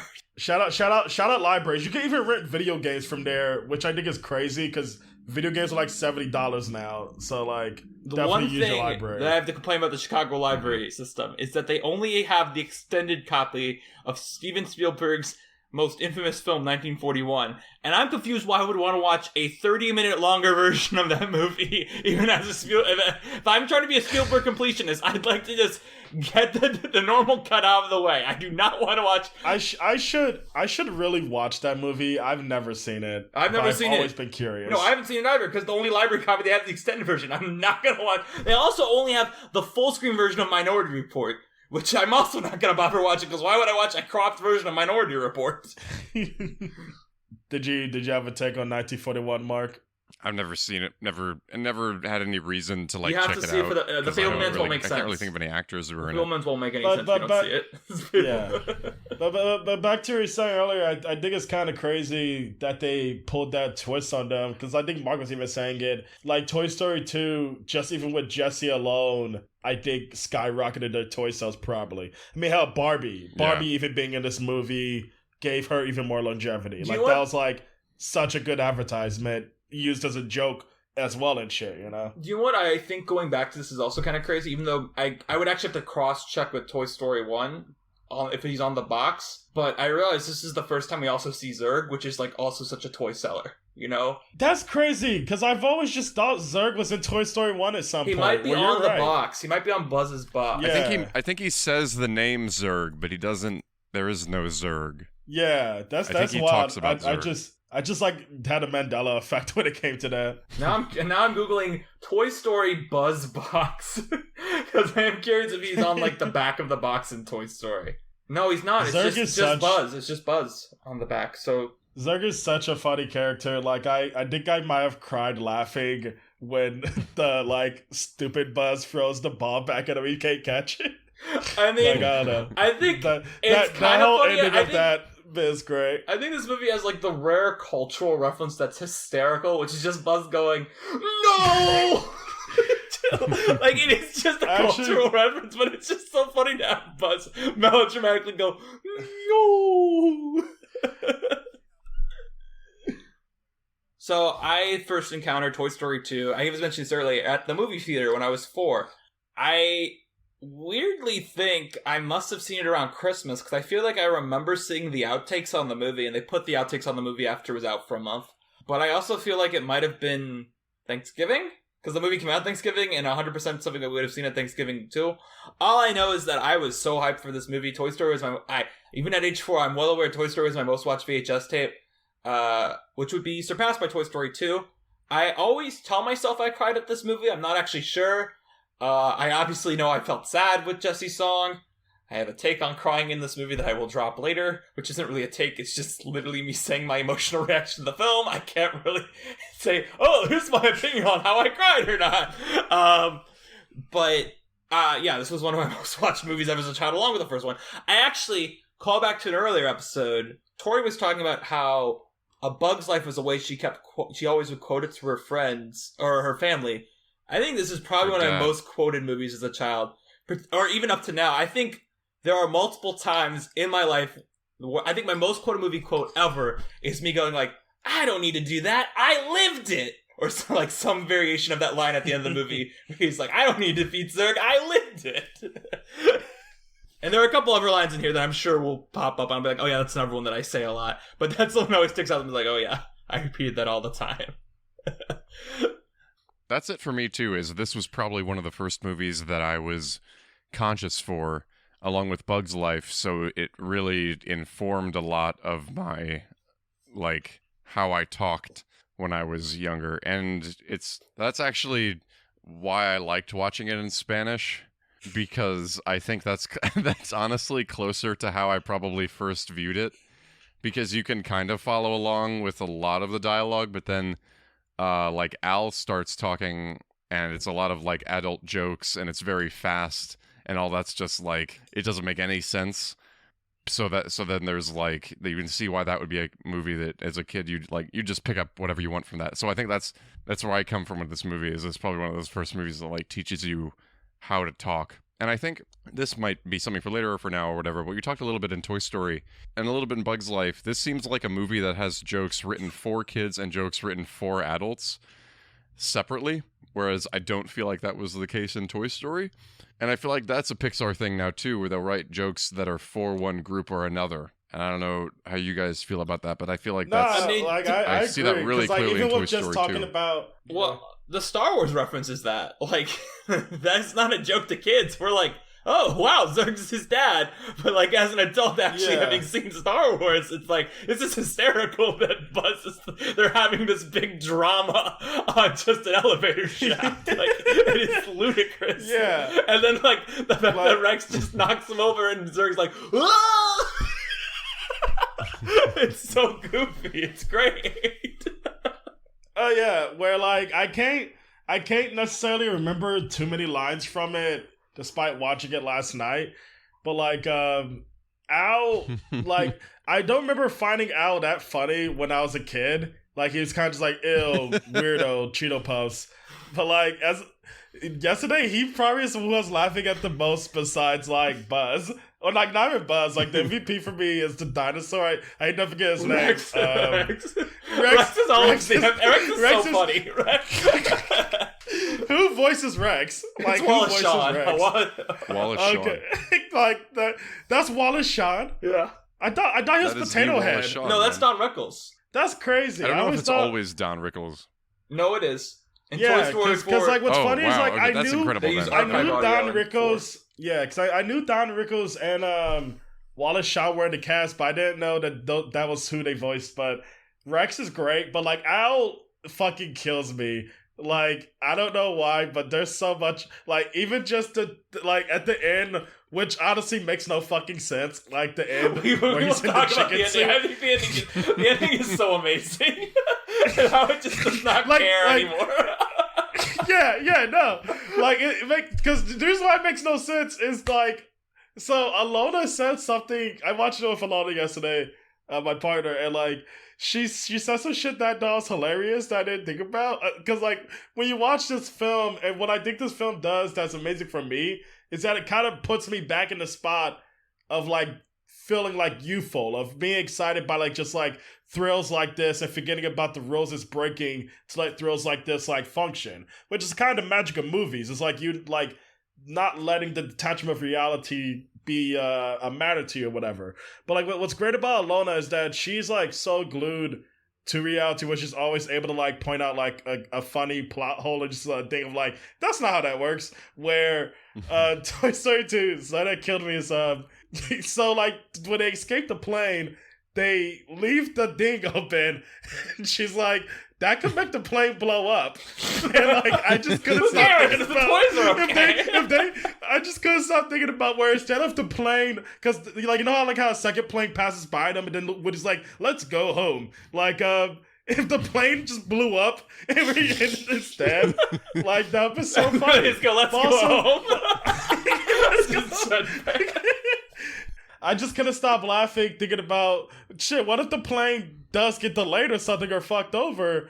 Where Al being the chicken suit was so funny to me at the end because I'm just like, how the fuck did he make it back that fast? Like it's only been a couple of days. Well, And my also, favorite how did bit they about the already ending is record always just the idea, that oh, new he's got to commercial? record another commercial where he's just the president has the exact same content of his previous commercials. And now we're going to run it anyway. Yeah. Like what the fuck? Like that's what Like, I'm saying. how Like, does this- the ending of this movie, in a lot of regards, just does not care if it's like. It's just like, wouldn't it be fun if we did this? Like, just like, who cares? And I fucking know with cares? all the good, like, it's great that the ending does not care about stuff like that. It does not care that, yeah, Toy Horse can definitely catch up with a moving plane. Sure, why not? Like toys can drive a car, why not? Good.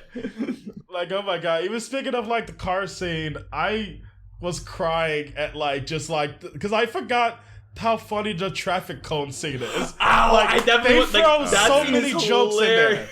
So many jokes where the potato head joke I love is that it's kind of an editing cheat. Like the editing and where like he's stuck on the gum. Like I swear to God, you can check the frames. He is in the middle of that goddamn barrel that's rolling at him, but they literally just say, "Oh, nobody's gonna remember," and they just put him right at the end. Like after he gets off. One thing I really love about that scene, and I know it's this time, that has nothing to do with this scene, is the comedic conceit of it is clearly they were pitching and they're like, what if we just had the toys walk around in traffic cones and everyone ludicrously followed along with them, trying to avoid cones? And then the reason I think even more that this watch is I noticed at the end when the toys are driving the car, there's a shot of them just running over traffic cones. Like very clearly on the front of the screen they're just running on traffic cones. And it's like, well, there you go. Like, it's insane. It's so good. Like, I just remembered I had a second Buzz toy. They had like a traffic cone Buzz Lightyear toy that I had, where it was just like him ducking under one. So great. Where I'm glad I had that toy. Julius, I don't know did you ever answer like how you first encountered this movie? I mean, I kind of did when I was just talking about first encountering Pixar, but pretty much just like similar to you guys, it's one of the first movies that I like all out remember seeing in a theater. Because like Rugrats the movie is like probably the earliest I remember. But Toy Story 2 is probably second. And, like, it's kind of funny hearing you say it at Christmas. Because I remember it just being, like, a sunny-ass day. Like, that's one of the weird childhood memories you have around an event. Where I remember it being sunny as shit when I saw it. And then, like, being a completely nighttime when we left. Where it's a very stark memory. It's very weird. But, like, sorry, go on. What was it? But, yeah, but no, like, it immediately blew me away as a kid. Like, I saw it so many times where I was literally hogging the VHS. Like, literally, people would come by and, like, try to borrow the movies and tapes and stuff. I would never give that one up. Now, Julius, since you brought up the VHS, we have to ask, because we talked about this earlier about the VHS of Toy Story 2, is, do you remember not just the Luxo Jr. short being on the VHS, but more importantly, the Woody's Roundup music video that will play after the movie? Make sure you say after the movie for the Woody's Roundup. I literally forgot. I remember that voice clip, but I do not remember the music video at all. Where I'm gonna watch that after we're done. Do you remember it was like three actual dudes who were like in a country band that would like sing? That's hilarious. I don't think you guys might have just unlocked something that my mind tried to block off. This creepy old man just singing about Woody. Oh my god, I remember this. What the fuck? It's okay. Hey, if you're weirded out with this, just realize last week on this podcast I had someone remember the taste of what a Happy Meal toy was in their mouth. A piece of plastic in it. I wanted to say one shit, but oh, sorry. I know, like I'm trying to remember. Like, I mean, something I was gonna bring up, which you kind of already did, with like talking about your great point of like how this was one of the first movies of like that had jokes for kids and jokes for adults. The like the dumb twist of Zorg being Buzz's dad, despite it's not a plot point, it's a joke. But like when I was a kid, I didn't see Star Wars yet, or at least didn't remember it. So when I like one day there was like a new kid at my in my grade school, I think it was like 4th grade. I still haven't watched Star Wars at that point, and like this kid was like just doing the "I am your father" voice, like dumb little kid jokes where you just say a line and it's funny for some reason, and he kept doing that joke like "I am your father," and then he would get on his knees and be like "No," and me and everybody would laugh. I just always thought it was a Toy Story 2 reference, where I was like, haha, he's doing Zorg and Buzz. And until somebody was like, what are you talking about? That's the biggest failure of the new Lightyear movie, is that Zorg is no longer Buzz's dad. I wanted to say... It's good lore. I wanted to say one more thing about my experience with the movie, because I realized it's something that I should say. Well, it's not even that when I word it like that, it sounds like it's something ominous. It's actually something to quote someone we were talking about earlier in this podcast, who's famous for 3 Colors Blue, Nicole Kidman. The magic of the movies is, I think, probably my earliest memory of like being like completely mesmerized by a movie is, you know, sitting in the theater excited for this, and then it opens with the ridiculously over the top Pixar logos. Which a guy is like, oh my gosh, it's time for Toy Story 2. And then it opens with Buzz, my favorite character, like on a space mission. I'm just like, ah! Yeah. Like every kid in the audience screaming with joy. Yeah, the opener is such a classic. Where something I didn't even realize until this watch is how many sci-fi jokes are in there. Like it's referencing classics left and right, which I think is just like one of those things you pick up as an adult viewer, which is fun for it too. It's one of those things where, like, again, it's like when you see Star Wars the first time, you're like, that's ripping off Toy Story 2. When I see 2001, I'm like, why are they using music from Toy Story 2? Like, yeah, because I even like they even think about like the platforms playing that song is like supposed to be a 2001 reference. yeah, and it's where it's just good. and like uses the same laser sound as Star Wars. I caught that too, like the same pew type of thing. Also, I feel like I think Toy Story 2 is the first movie that I encountered the THX sound for. Scary sound. Yeah, like that sound still is like ingrained in my head. I think it's that movie that caused it. Did it play like at like the beginning of the DVD of Toy Story 2 or the VHS? I don't know, in the theater. Yeah, like I remember it playing in the theater. Oh, I didn't see it in the theater. Because isn't THX like a speaker thing, or what is THX even? It was a sound system. Now it's like THX is usually was the raindrop around that time. No, it wasn't. Yeah, no, it wasn't. It was the THX. Oh, really? It was like the thing. Oh yeah, that's what I'm talking about. I know what that is. I don't know why I said something that is some other Lucasfilm thing. Yeah, I don't know. And to speak about the opening, I wanted to say, I think there's something about Toy Story 1. Which also is that just quick question. Does Lightyear ever capture any of that momentum that the opener has? Never. Oh. That's crazy, because like even when I was watching it, I was like, oh sorry. No, I mean that's just it. Is like the opener of Toy Story 2 is a better Lightyear movie. We're also covering a better Lightyear movie like 2 weeks on this podcast. All it had to do was be that opener, but 90 minutes. Like that's crazy that they couldn't even just do that. I don't know if you know anything about Lightyear, but it's actually terrible. It is actually not a space action movie. It's like a hard sci-fi movie. What are you talking about? It's not a space adventure? No, it's set on one planet. I don't know. Just read the synopsis of it. There's no aliens. There's no aliens involved. How the fuck? Cause wait, that's not true. There is alien vegetation in it, but just alien trees. Now I'm more confused because like for a site that I won't name, I had to edit a video interview for them with the director of Lightyear, and he kept saying the dumb quote in there. It's like it's the movie that Andy saw that made him want to buy the Buzz movie or a toy and some shit, and like and he kept saying it was like his Star Wars. I don't know how a movie that's set on one planet can be the Star Wars of anything. That's crazy. It's much more like Interstellar, but like they don't go anywhere. I want to say, because we've talked about Pixar, you have to talk about the improvement of quality of computer animation. And, Toy Story and A Bug's Life all have moments where they don't look good. And this, obviously, like Al and a lot of the extras don't necessarily look that great up close. But I think this... I think Al does okay. I think the extras are really what's rough. No, I mean, that's my point. It's like, I think Al is good. Al does exactly what he needs to do. I think a lot of the extras, when they, like, do that close-up of the driver of the...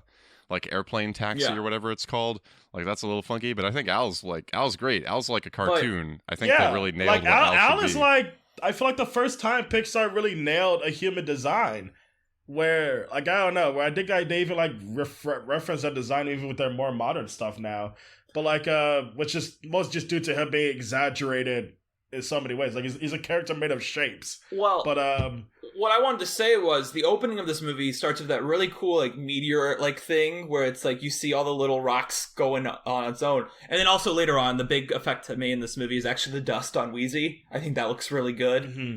But what I wanted to say very specifically is that I feel like this is the first movie, especially because it's a video game sequence where it's like we got to get video games to start looking as good as this movie.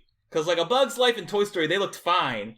But this is like, oh yeah, we want a Buzz... and we finally have reached there. Obviously, I think we probably reached there in the PS3 age, right? Like, to make a movie that looks We're like... in PS5 now. Oh, well then PS4, definitely. PS4 age, we probably... I mean, like, I would say PS3 definitely was, like, at the level of, like, it looks like you're playing a Pixar game. Yeah, but it very much did set, like, a standard for 3D gaming. I do kind of like you bringing up that angle, because that was something that me and a lot of friends would compare video game graphics to. It's like the opening of Toy Story 2 is like, this is supposed to be a video game. Why does my video game look like this? You know? Yeah. I remember that that was my attitude too growing up, is like, I'm playing Banjo-Kazooie. It doesn't look bad, but it doesn't look like Toy Story 2. Like, what's up? Why does Andy's game look way better than mine? What? Yeah, because what's crazy is like video games were still so polyangle at that point. Like motherfuckers still had corners instead of it's chins. like an SNES controller they used to play it, which is really funny too. Yeah, it's like I don't know, how this is working for you. How do you even play that game without an analog stick? Like it's such a funny, world-breaking thing. Like a good opener. The joke of Rex with his arms are too short to use both buttons. Rex in general, yeah, he's like the MVP of this movie. Oh, yeah, Rex is great. Another thing that stands out to me at the beginning of this movie in particular, really not really to do with this movie, but how this movie subtly sets up like rules of the world that they can use later on in 3 and 4 to really good effect. Which, well, one thing that stands out is like the Mr. Potato Head using his eye to like look into Al's area, because he doesn't do that in the first movie, like detach his eye and look around, which is like a major plot point in 3 that Mrs. Potato Head leaves her eye behind. And of course they do the whole like tortilla shaped thing.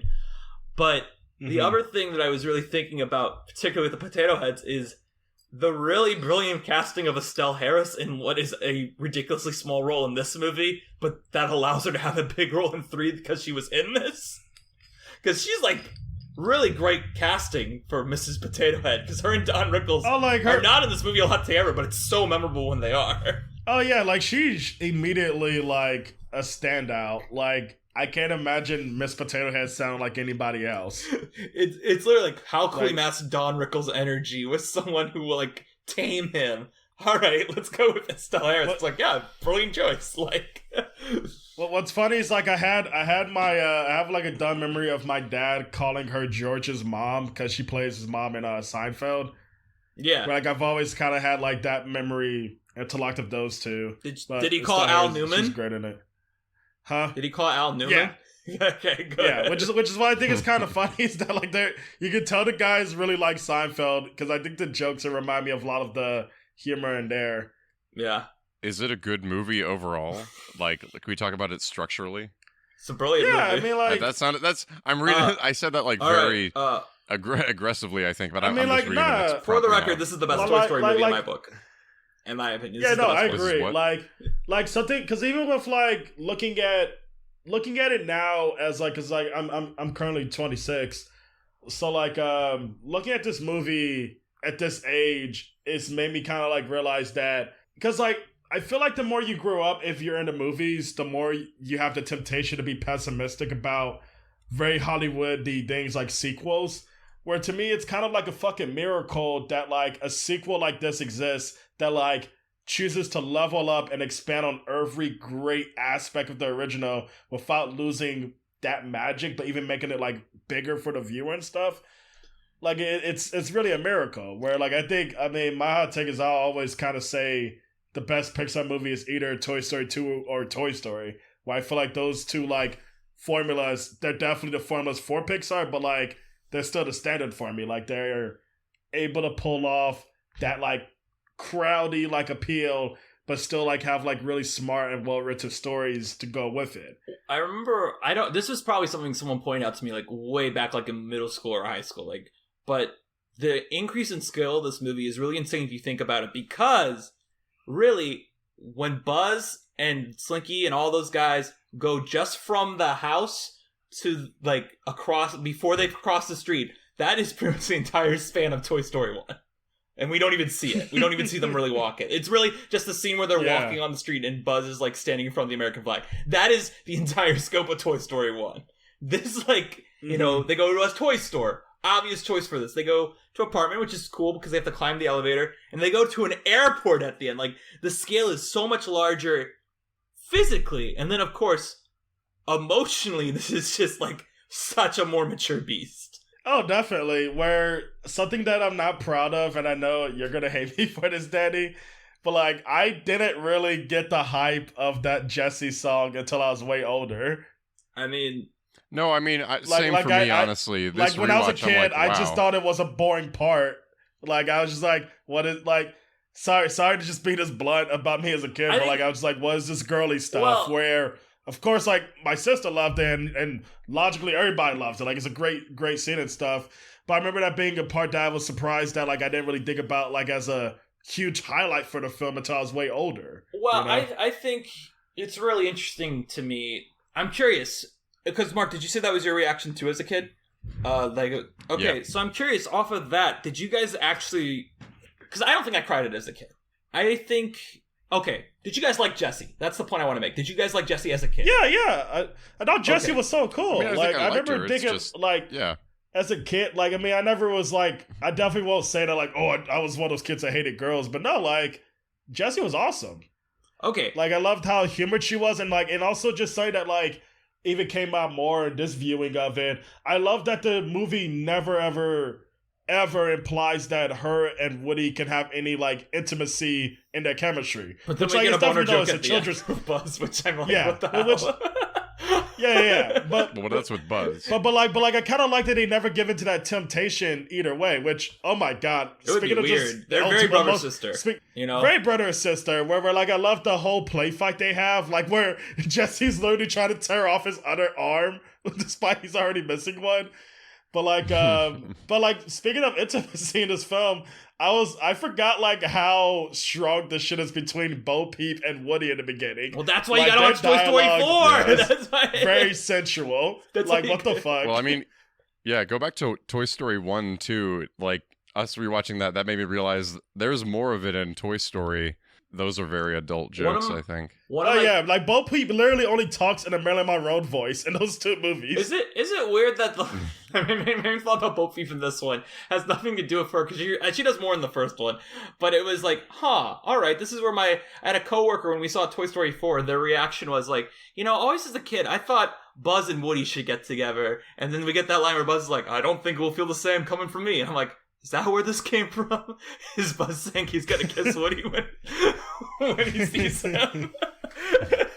Oh man. What's funny is you could definitely probably find a sea of fan art that none of us would even thought existed until now. Oh, of that. They definitely did find that fan art. I remember talking about it when we saw Toy Story 4. I want them to come on when we talk about Toy Story 4, but that's a long time from now, so I haven't even bothered asking. Excuse me. Actually, I didn't make a note about the singing. I wrote that the singing scene. Wow, I'm amazed that this emotional thing is in the middle of this movie because it's so strong. Oh wait, it really makes you realize how much of a strong character Jessie is, because she's never pivoted as a third protagonist for the movie, I would say. But it's kind of crazy that a movie like this, that's already as short as it is, sets aside time to let us get that much into the backstory of what's pretty much a new side character. Where I kind of wish more movies would have the interest to do that with a side character in that way. To me, it's the equivalent of if for the last Blade Runner movie, if Joy's character had a flashback sequence like that, for example. I realized the point I was trying to make about Jesse's song I never actually made originally, which is just that I think this scene is important, because to me, I don't think I would like Jesse as a kid without this scene, even if I didn't cry at it, because this is a scene that, as Julius said, it sets aside time for us to be no, here's why you should care about this person who might be singing like a jerk to Woody. And you're even if you don't cry at it, or have a big emotional response to it, you're oh, okay, now I have that empathy for her. And I understand why she is, other than just being afraid of living in a box. The living in a box thing is relatable too. and it really grounds that reality that the toys are kind of escaping from in all three movies. The whole thing of being abandoned, where she really sells the horror of that. And not even the horror of being abandoned, but having to live with that experience and then letting it turn you into a bitter and paranoid person, Yeah. She's a great character, where what I kind of hate, I haven't seen Toy Story 3 in maybe, I would say, 10 years at this point now. I feel last time I saw was college, so maybe less than that. But I don't remember Jesse having anything as strong as that in that movie, which is, Toy Story 3 is a very busy film. It thinks it's the final chapter of this story, so it obviously can't make much time for everyone. But it's just great that Toy Story 2 set that time aside for her. But yeah, I still don't know what 4 could do that's worse. So yeah, you're right. Wait, I do want to... It doesn't feel like the definitive end of the Toy Story 4. Definitely feels like a coda. They've taken care of some loose ends, I think, in 4. It doesn't. I will say, if you wanted a good follow-up for Jessie, the only good follow-up they did, in my opinion, was the Halloween special, because she's the main character of the Halloween special they did. And the Halloween special is way better than the Christmas special they did. The Halloween special was fun. Like it's like a I don't think I've seen any of the didn't know that. specials. I wish I I knew should that they watch had that. specials. It might be on Disney. It's called Toy Story of Terror. It's like the toys start disappearing at a hotel they go to, and Jessie like has to crawl around in the vents to find them, and it's like claustrophobia, obviously, because she can't do that, you know. I'll definitely check that out, because that's even like kind of making me realize that, I mean, it's probably irresponsible to use this term for her character, but it's definitely like, I feel like for a lot of kids growing up and watching this, it's probably their first like instance of seeing a character suffering from PTSD potentially. Because like she's definitely a character that's like suffering from some sense of trauma that was stemming from her abandonment, but it could have possibly grown into that from what you're telling me with this Halloween special. Yeah. Where it's just like Jessie's just a really well-written character for someone who never had like her own spin-off. Because I feel like if Toy Story 2 was made today, there'd probably be a Jessie Disney Plus show. Hey, they don't give them any ideas. They're gonna probably make like Jessie starring, I don't know, Scarlett Johansson or something like that. Well, I think the song is, and what you mentioned about the PTSD is such a it's a lesson in good writing. Mm-hmm. Because we kind of learned that Stinky Pete has his own stuff going on because he doesn't want to be alone because he's not worth anything without Woody. And that is purposefully underwritten, I think. And if you were like doing a reading of this and then you're in class and you're like, what do you remember? Oh, Jessie has a really strong motivation and Stinky Pete doesn't. But he does. It's just, it's in one or two lines where she gets a whole song. I just think that was something that's something that sticks out to me now from like a writing perspective. You know, you give your antagonists different weight. I was gonna say. I remember. Sorry. No, I was gonna say. I think it's interesting that we keep talking about this kind of in the way of like, if this was made today, this is how it would do, because we can actually see how this was made today, and I don't want to talk about too much because we'll do a full episode on it with Toy Story 3, even though, yeah, Toy Story 3 is now 12 years old, which is insane. We're old. But in Toy Story 2, we get that, it's not a song, but we get that backstory flashback with Lotso, so it is allotted to the villain instead of like a side character. Oh yeah, definitely. I just mean about the amount of time that each character gets shows you about who they want you to pay attention to. It's just, it's like if we were talking about Spielberg's directing, you could talk about that. It's like, this is just a writing thing that I think is neat, because you have these two characters whose backstories we need to understand to know why they want Woody to stick around, but we get them in different ways. Yeah. Oh yeah, definitely.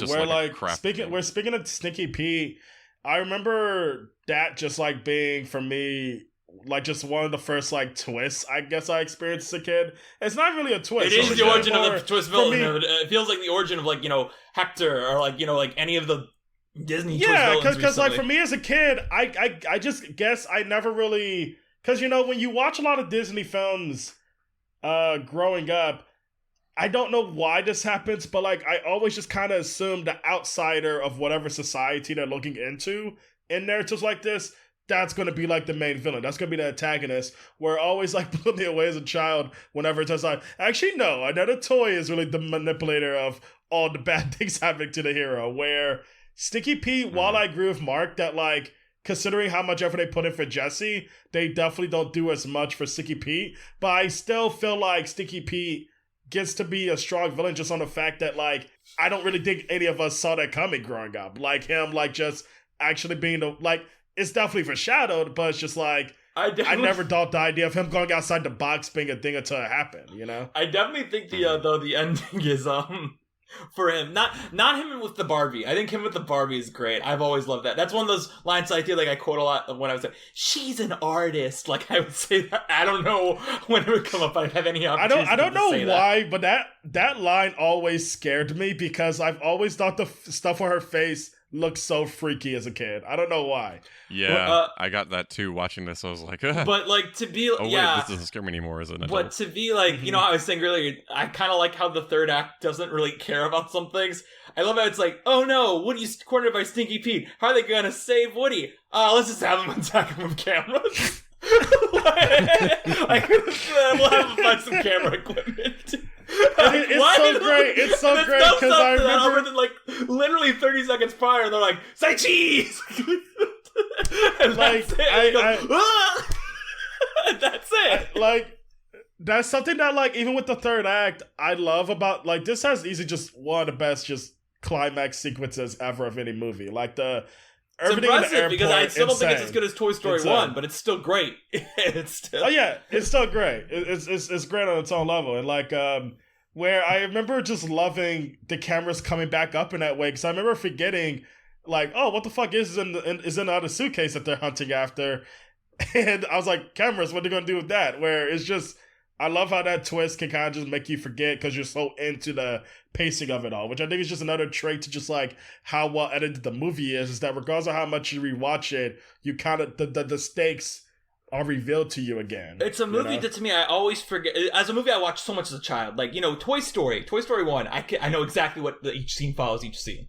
This movie is one where it's like, oh, we cut back to Buzz now. Oh, we cut back to Woody now. Like, and it always makes sense in the context of the film, but it's always like I don't remember when I cut back to it originally. Can I jump back quick to the song? Because I did have one other point I wanted to make about the song that isn't about the song. It was meant to pivot somewhere else. Which is that... I think the song is like, it's the big sequence of the movie where if we talk about it a bunch, it's fine. Well, but the thing about the song is, I'm not actually going to talk about the song of this, which is that, you know, there was a phase in time, you know, as a child where I don't know if I cried at the song or not. Then there was a phase where I definitely cried at the song. And this time and the last time I've watched this movie, I like maybe single tear at the song, but then later on when Woody's watching You Got a Friend in Me on the TV, I just start bawling, and I don't really know why, but that's what really hit, like that epiphany Woody has when he's watching and just seeing this kid walk up to the other version of himself and hug him while the puppet version of him is just still smiling and singing. Is just like, it really just gets me. And like, you know, you also get the cutaway to Buzz hearing the song too, and it's like he's dejected because like his friend is leaving, and like that, to me, the fact that that sequence makes me cry in a way is more impressive because the song I feel like is designed in a sense to get, like, Jesse's song is designed to get you to sob, but like this is more like, no, this is just the emotional the epiphany of Woody's character and his arc, and it just always gets me in a way the other movies' epiphany sequences do not. And I say that like with pretty much any... the only other Pixar movie I could think where the epiphany scene that gets me is Coco. And that's because the Coco epiphany scene is like him realizing that Hector's related to him. Which is its own like barrel of emotions too. And it's weird too because it's like... You just said Coco epiphany scene and I felt like the little like... like in my eyes. I was like, I can't deal with that right now. Yeah, but like... It's a great scene. But even me thinking... The thing is, to me, is like, I realized right before it happened, I was like, oh yeah, this scene's coming up that like the last time I watched this, it made me really sob. And I completely forget about it every time. But it's like, I don't know why. It always just really hits me. And then of course the ending hits me too when he's like, oh, we'll be with you to infinity and beyond, Woody. When like Andy... Because the thing is, it's not really what Woody or Buzz say. It's Andy making the joke about how he'll be driving the car soon. And it's so innocent, but like, you know exactly what's running through Woody and Buzz's head when they hear it. Is like, he's right. Oh, yeah. Like, he will be driving it soon enough.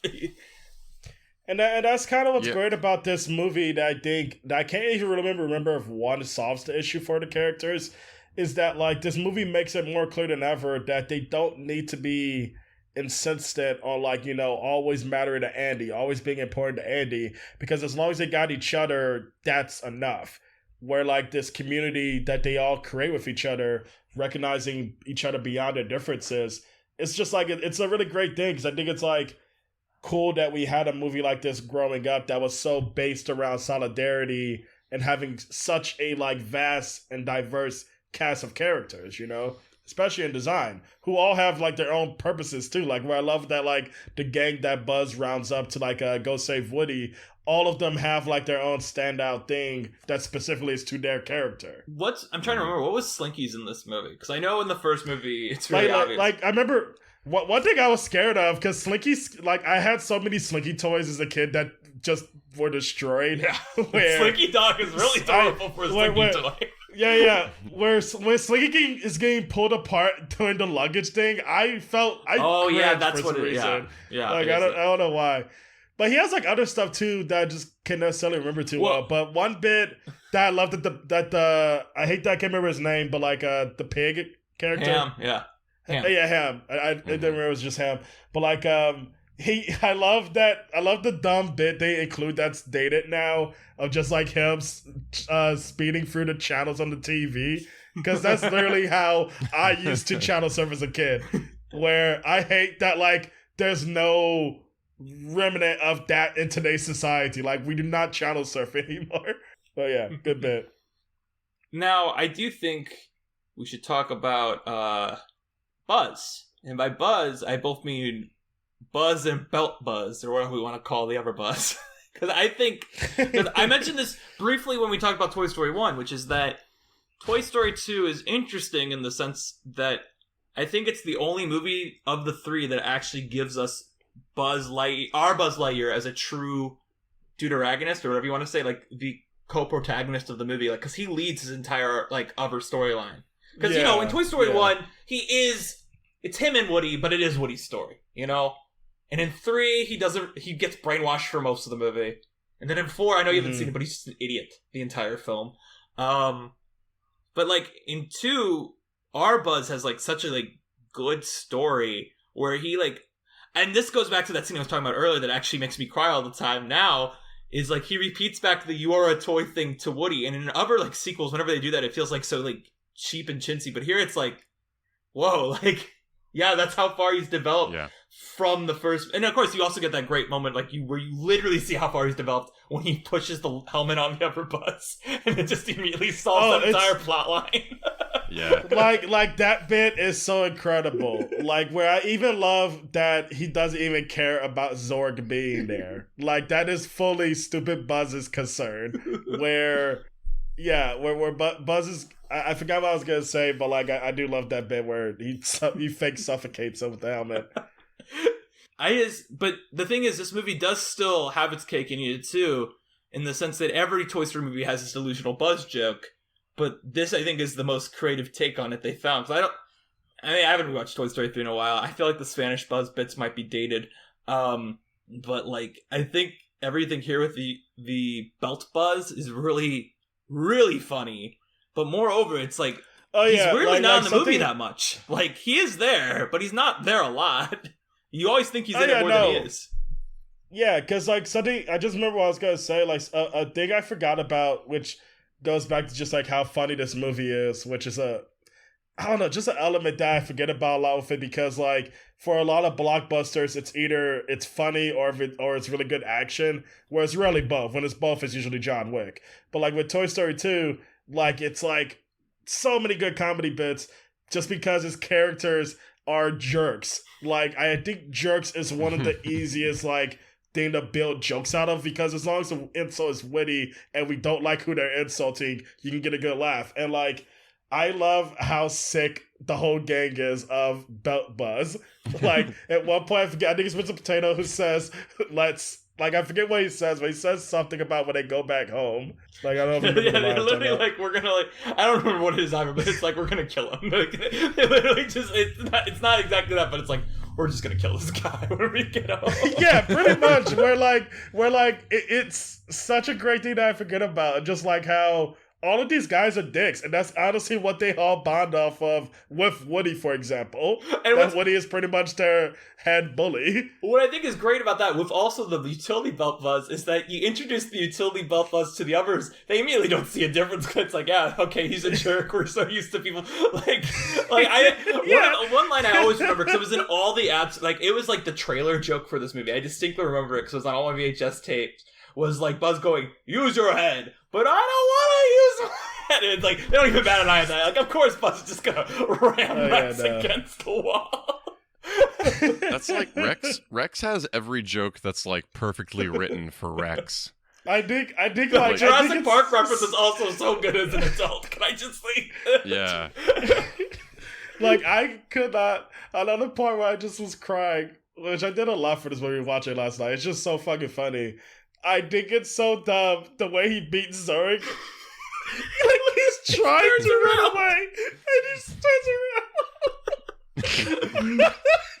Also, where like you shouldn't even really care, because it's a fight between two minor characters, but it gives Rex just that dumb joke to complete his character arc. Like, it's so good. That's it. And then we get the great payoff afterwards, like the writer's like, how are we gonna get the other Buzz out of this movie? Then he won't go back with Andy. He's like, I just want to play catch with my dad. Yeah, I do one of them. You know, it worked. Yeah, they wrap it up however they need to. I think that's a little like, oh well, it's like Al in the chicken costume again. It's like whatever. We need to get this. We need to get this done. Like, let's get the fuck out of here. Good. I love stuff like It's that. so It's like, good. yeah, whatever. Like, Let's do it's it. so good. And then the other bit with Buzz, with the utility belt Buzz, that always cracks me up is him going like, "We're just gonna let go of this wall right now," and just how brilliant. Like, as a kid, you're just laughing at the slapstick of it, but as an adult, you realize just how brilliant it is. Of that, like, he lands on the other toys, so he thinks he's still flying up there. And then he just hops off them. He's like, "Oh, yep, I just landed." And also another a funny callback that I think, like, we were just talking about like how Toy Story. Well, you were just talking about how Toy Story 2 couldn't have been made today, but like it's just like another that came to mind when it comes to like if it was though the hypothetical, the aliens come back, but like it's crazy how it doesn't take away from the film at all. Because most of the time, had a great joke. it just like they're just used for a great joke. Like even Buzz being annoyed at them appearing again, it's funny. Where like I love just like how well this film is able to bring them back without making it feel like it's like some dumb cheap fan service. Because I remember like as a kid, we all did those guys' voices. Like they were big. Like, Yeah. I even had toys of those guys. But like it's just funny just like forgetting them because like the movie lets them remain a bit rather than making them into like a huge part of the sequel. Do you know what the trailer for this, the teaser trailer for this movie was? It was just those guys going, "Oh, 2," and they played "The Boys Are Back in Town" with Woody and Buzz going, "Toy Story 2," and that was it. Oh man, that's good. That's good. That, you know, something about Buzz with the belt. I was just thinking, you know, you get these memories rewatching it that you had as a kid and you're not sure where they come from. I was trying to figure out, and this is a serious thing, that belt gives me like the idea that it would be like good to eat. You know? What? No, like like it looks, it just has that look about it. And I was trying to think, and I wonder if it's because We talk about I was TV trying to so think much on about this this. podcast. Sorry, Mark. Well, that's another thing that was going on in our lives. But it has a very friendly color and a texture, and I wonder if it's around probably the time that I watched it which was not in theaters, I think. Well, yeah, you're younger Is than it- us, aren't you? is it, like I was like 3, Yeah. you know. But like probably watched it on DVD, and I think this is VHS. around the time of Attack of the Clones. Attack of the Clones time, they did this thing where they released Go-Gurts with the like they looked like lightsabers. And I think the vibe that I got was that it looked like it had the same filling as the Go-Gurt sticks, you know? Yeah. What's funny is Like, I it think all I has that, remember like, a Buzz Lightyear glowiness. Go-Gurt. I don't know why, but I think I remember that. I mean, I'm sure there was something like I remember like there was fruit snacks. I feel like That was a just- collector's because cup actually, I had you for know, a long it's ass time of Toy Story 2. But I don't know what happened to it. And Collector's they cups glowed is in one the of those dark. things that just go away. Wait, what?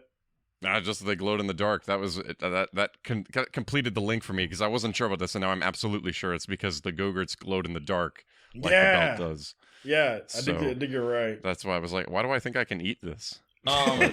Anyway, It was the 90s. You can eat anything. Now, in my mind, there's at least 3 more things we need to talk about before we wrap it up. And if you guys have other things you want to talk about, of course, we can talk about that too. But we didn't talk about one of the standout sequences in this movie, at least in terms of... So, we said a few of the lines I always repeated growing up, but one that we didn't mention yet is, "You're broken. I don't want to play with you anymore." Which, watching it now, I'm just like, wow, that camera like movement they do when Woody's dropped, and it's like that bizarre. I don't know what the word for it is, but like that bizarre, like kind of like doll, not like it's like a reverse dolly zoom on like Woody on Andy. Well, that's what's kind of crazy about that scene is that I always get shocked when I'm watching it that I forget that it's not a dream sequence until he says that fucking line. Like, where I'm like, oh damn, Andy's already back. where like I forget that's a dream sequence, And I think it was something I was going to bring up anyway, but something I find funny about this film is that now a lot of people experience it today on the internet through memes that have barely any context related to the origins. Where like that one part where Buzz is doing the like has his arm around Woody. I forget what he's saying. Oh, delicious schmoes. Like, Schmoes. Oh yeah. Delicious schmoes. Like the meme that's based on that shot has nothing to even do with it. But I don't even remember what the meme's about. But like even It's just to like see, we were just this talking thing about everywhere. Andy. Wait, what? It's like da da da da everywhere.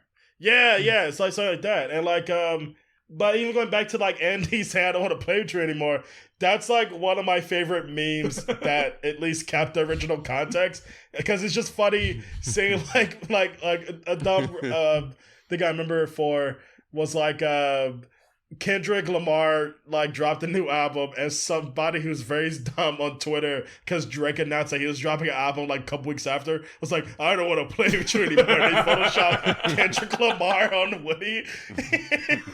But I just think it's crazy that like I just think it's funny that like bit really does fit into a lot of people's minds of like how we go about trends, where we're constantly like jumping to the next thing as soon as like the thing we love is like torn down and not as like fun to deal with anymore. And also and just that scene's repurposed from the first one, right? Like it was meant to be like a nightmare about Buzz. Like I know that I have the DVD or the Blu-ray of it, and I know it's in the deleted scenes of the first movie. It's like it's literally the exact same sequence in storyboarding, other than like Buzz isn't a part of it in the actual film in this version. Oh wow, it's like it was originally a scene in Toy Story 1? Yeah, it was supposed to be a nightmare Woody had about Buzz replacing I him. didn't know that. Yeah, and that's they cool. just repurposed it for this one. And it works great here, so... I guess like another thing I wanted to bring up, because I don't remember the like actual story of it, but like this movie almost got completely deleted, right? Yeah, there's a lot of this movie had a crazy 9 months production, so like... Which is so crazy to know they made this in 9 months. Like, I think that's, like, for some reason, shocking for a film like this in the year it came out. Yeah. Which I don't know if that's normal for animation, but no, because it's just weird to put a number on it. It was made... So, the way... I'm going off memory. I don't even have the Wikipedia page open. But, if I remember right, the way it goes is initially, it was scheduled for direct-to-video. Disney higher-ups saw it, was like, oh, awesome, we'll put it in theaters, add some scenes to it. And that's when they started, without John Lasseter on board, started, looking at some stuff from, like, Toy Story 1, like, reintegrating that nightmare scene, creating the Buzz video game sequence to, add time. What I think is funny about this is that this movie is longer than Toy Story 1, and it feels about the same length, in my opinion. Same. Well, honestly, it feels faster than the first one. Yeah. Yeah, it's like 10 minutes longer. We're like something, I mean, like, Danny and Mark are aware of this, so sorry, listeners, for an inside joke, but, like, I'd never seen Shrek until, like, what was it, last year? But you were in it. You're in the People's Shrek. You're in the People's Shrek. Yeah. Like, I can't, like, knowing the People's Joker thing happened breaks my heart, because I honestly always thought about what if I just made a real Shrek movie. But anyway, what was it? But yeah, like, rewatching Toy Story 2 yesterday made me realize like how much I feel like Shrek 2 borrows a lot of the tricks they had here in trying to make a sequel that doesn't like, destroy the foundation, but builds on it and like expands it. Because like I feel like Shrek 2 has a very similar, like very quick, rapid fire pacing that you can find here. And it has a similar thing where they add a character that feels like it's been there all along with Puss and Jessie. Oh yeah, definitely. But two good animation sequels, which I think we can't take for granted anymore. Well, Shrek 2's, I don't want to be like degrading Shrek 2, but like Toy Story 2's on another level to me. Toy Story 2 is like one of the greatest sequels, period. I feel like I need to watch Shrek 2 10 more times to think it's on the same level. But I do think Shrek 2 is really good, though. I was just shocked because I didn't expect to be better than first. But sorry, off topic. Oh, that's fair. One of my other things I want to mention, I just want to mention a quick joke, but then I want to talk about a big thing about the movie, which we haven't talked about yet. But the quick joke I want to mention, that was not funny to me as a kid, but now as an adult, it's hysterical. It's just like the pan over to all the, like, airplane equipment right outside of Andy's house. Like, to me, that's another joke that I did not get at all until today. I'm glad you brought that up because... Oh, sorry, Mark. What are you saying? No, I was just agreeing with him. This is like, yeah. It didn't hit me until this last rewatch. Yeah. Like same here where Lola pointed it out when it showed up on screen, and I was just like, I never ever saw that until now. I just always just assumed they walked back. I did not know they just stole a car. I remember no. I remembered it, but to me it was never funny until now. And this time it's like, oh, that's hilarious. That they were just, and they also show the neighbors like being like, what the, like, why is this? Oh yeah, the neighbor shaking his head like is so good. It's so good. But no, I'm just shocked that I didn't even remember it. I just don't know if it's just like, because they say on it they have a whole transition. Right? Yeah. I'm just shocked I didn't remember it. The last thing I gotta mention, at least on this movie, that I feel like is so important that we haven't talked about yet, is I think the original score for the first Toy Story is iconic. But I think this movie includes fantastic new themes for both Buzz and Woody. Like the do-do-do-do-do-do-do-do. That's not in the first movie at all. That's the Woody's Roundup music. And then I can't remember Buzz's off the top of my head, but it plays in the opening. Is it like the? Yeah, that one. Yeah, that's neither of those are in the first movie, and it's like, wow, they're like, Randy Newman went off on this score because they're like, yeah, you can't. You can write one song, and you're not gonna sing it. So Sarah McLachlan. I do think it's awesome that they do bring back "You Got a Friend in Me," though. Like, that song. I mean, that's classic. Perfect song. Where it's great that it's used. Because I even just like you brought up great earlier, Danny, just like how that scene gives it the emotional depth of like justifying a reusing of it, where it makes like them using it in the whole like dance party. Sorry to bring up Shrek 2 again, but just another thing Shrek 2 is like, yeah, fuck it. Like, the thing about the dance party ending is how like it's such a prototypical dance party ending that none of the characters are actually dancing, they're just vibing with the music. Like Buzz is just like snapping his fingers a bit. It's so dumb. Something with the themes, it's not something that I really picked up as a kid, I don't think. But now I think we love anytime any theme comes out like that. Like at the end of Nope, I'm not going to talk about the end of Nope too much, but like, there's that part where the action is up and you're like, oh, just give me the trumpets. Just give me that song, and then it plays, and you're like, yeah! It only needs a little bit, and then you're like, this is like a great moment. I do think that's a huge thing that's missing with a lot of scores today. I feel like it's just like, there's not really a thing like character themes anymore. Character themes are such a fun thing to... sorry. No. Go on. No, I'm gonna agree with you, but go on. Make your point. But like I was just generally saying, like I'm glad you brought up Nope because that came to mind for me with like Buzz's theme, because it just makes the action on the screen hit harder knowing that they have like a piece of music that's devoted to this character's actions and them doing this type of good. Where I just can't help but think of like so many other movies today, especially blockbusters, if they had memorable music moments like this. Like you can't even name one music theme like this for an MCU film, and not to like go into that rant, but I was going to talk about that very briefly, which is that I think Giacchino's score for the Batman is a little overrated, but I think it is like the one movie recently of these superhero movies that knows when to blare that theme. So that's what makes everyone be like, "Oh, this is a great score." It's a good score. It's not a great score, but it actually knows how to blare the theme, so we love it because of that. I think we're just excited that Batman has a piece of music that's like that kind of intimidating backing him. Yeah. Where I think it uses it definitely smartly. And not that The Dark Knight misuses Hans Zimmer's score at all. I think the score is like one of the more... Well, actually, the Bane theme and the Joker themes in those movies are so good. Oh, yeah. Like, those are great. But like, Batman himself, like, his theme and that is great. Where the only cool thing that I learned about it recently was that, maybe I'm a fucking idiot, but I didn't know that it's built off of the Nirvana song they use. Yeah.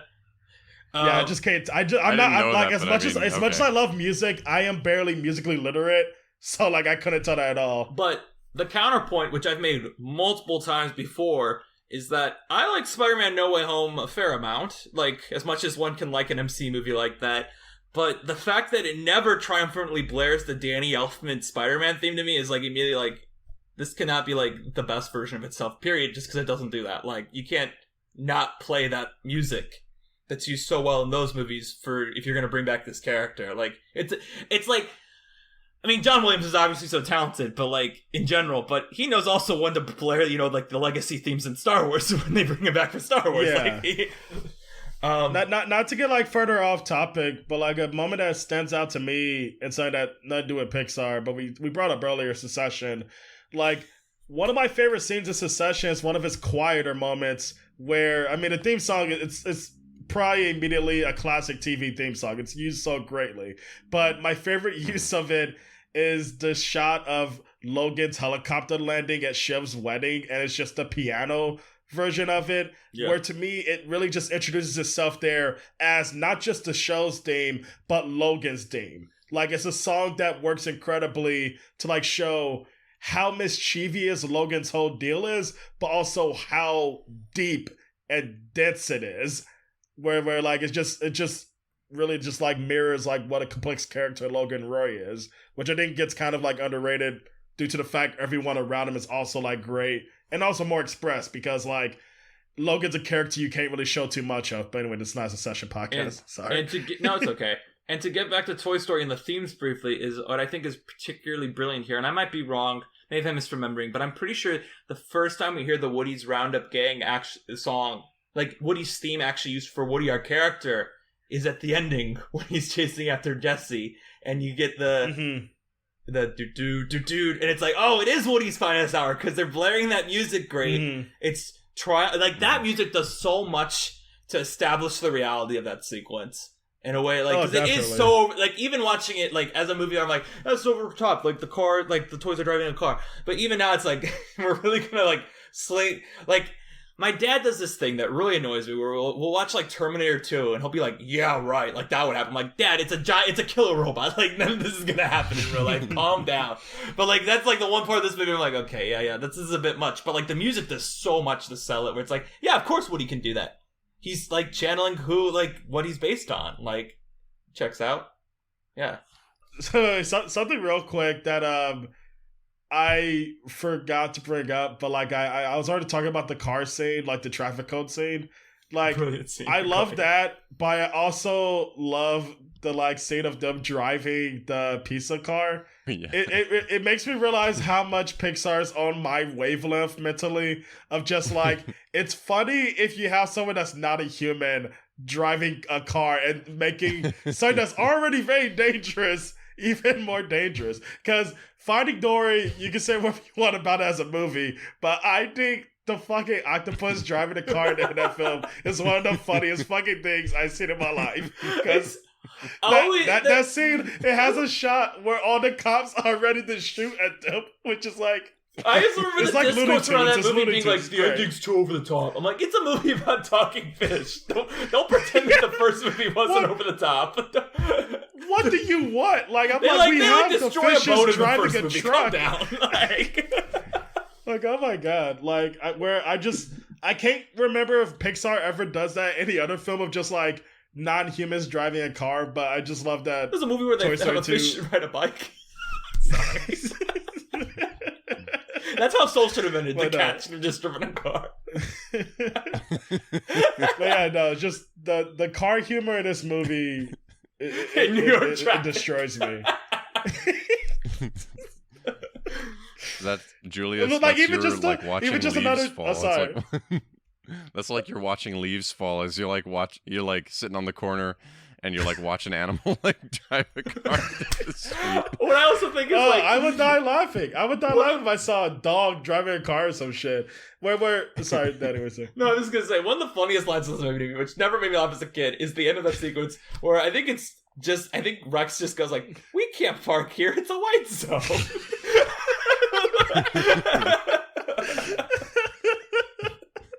It's so good. Genuine concern. One small joke that had me alone fucking dying, that's also a car joke, is I hate not forgetting his name, Al.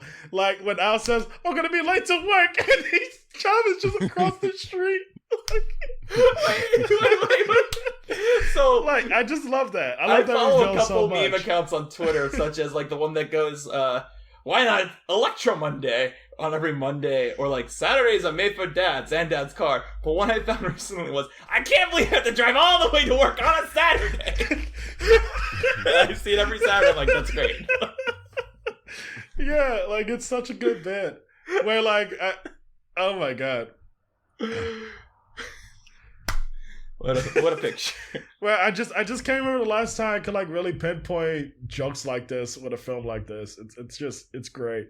Because Well, I to feel be fair, like there is a bit of an not advantage to that make- you've seen it not- so much. You know, like yeah, yeah. like I have it has that nostalgia value, but like I definitely feel like to go back to an overall Pixar take, like something I feel like that's been kind of lost due to Up being as huge it is and being like, you know, oh, this is the film that made us all cry. And like Animals drive we've planes in always that one. Which Sorry, go on. they do, but like but no, but like with Up becoming the like, oh, it's the Pixar film you'll cry at, despite we've been crying at his movies since the fucking beginning, honestly. But like it's the one that's supposed to break your heart or whatever. I feel like these films have been way more focused of recapturing that element of like, we need that heart crusher scene, which they've definitely have done well again since. Like Coco has like probably to me the hardest me crying at one of these movies with him singing to his grandma at the end. Sorry for spoilers if you haven't seen Coco. We'll get into Yes, it Coco, doesn't. but the thing that's interesting about Coco is actually kind of similar to me in the sense where that scene makes me cry, but there's another scene in that movie that makes me cry more that it's like, oh, this is just like a conclusion moment of the arc that has nothing to do with like trying to actually make you cry. But go on. Yeah, sorry. which similar to what you said earlier with like Woody's reprise of "You Got a Friend in Me." Yeah. Where I feel like it just kind of sucks that I feel like Pixar, while like it's smart, they're looking for like that we got to stab him in the heart route now for movies. That I feel like they've focused way less on just the joke per second thing. Because like just as we talked earlier, like just way earlier talking about watching Community. I love comedies that are like, how many jokes can we throw into a scene? How many jokes can we throw in where you can't even notice them until you stop laughing when you're watching it again? Where Toy Story 2 just has that. I think Turning Red was a good step in that right direction of trying to capture that. Because even though it does have those sad bits, it's like I saw that movie in theaters, a packed audience, and like the entire audience was going like hysterical at so many points of that movie. Oh yeah. Turning Like Red's that third definitely act is so funny. good recent version of it. Like it's funny as shit. Like I think the whole thing. Sorry to talk about a movie you're gonna talk about in 3 years, but It's fucking it's okay. the party scene, like the whole thing of like them having to be worried about a party is just funny to me. It's a great setup. I mean, that movie has one of the best jokes in any Pixar. I can remember the exact line that keeps one of the greatest cuts in recent memory, which is, what's my mom gonna do, ground me? And it just cuts to the gigantic Godzilla. We like to rate these movies. How would we do this for someone who hasn't seen it? Somehow. But whoever they are, if you made it this far and haven't seen Toy Story 2, what would you grade this film? But like, don't give it. We usually don't do like a number or a star grade. Pick an object or activity that you think describes this movie. I'm gonna start with. I think this is like a large cake. And it's got a lot of candles on it, and they're like the candles that are like firecrackery things, so they're like fountains of things like that. And it's just a cake it's like a multi-layered cake that's covered in those candles. All right, I'm just gonna be very simple as one. I'm gonna give it a lifetime supply of delicious hot schmoes.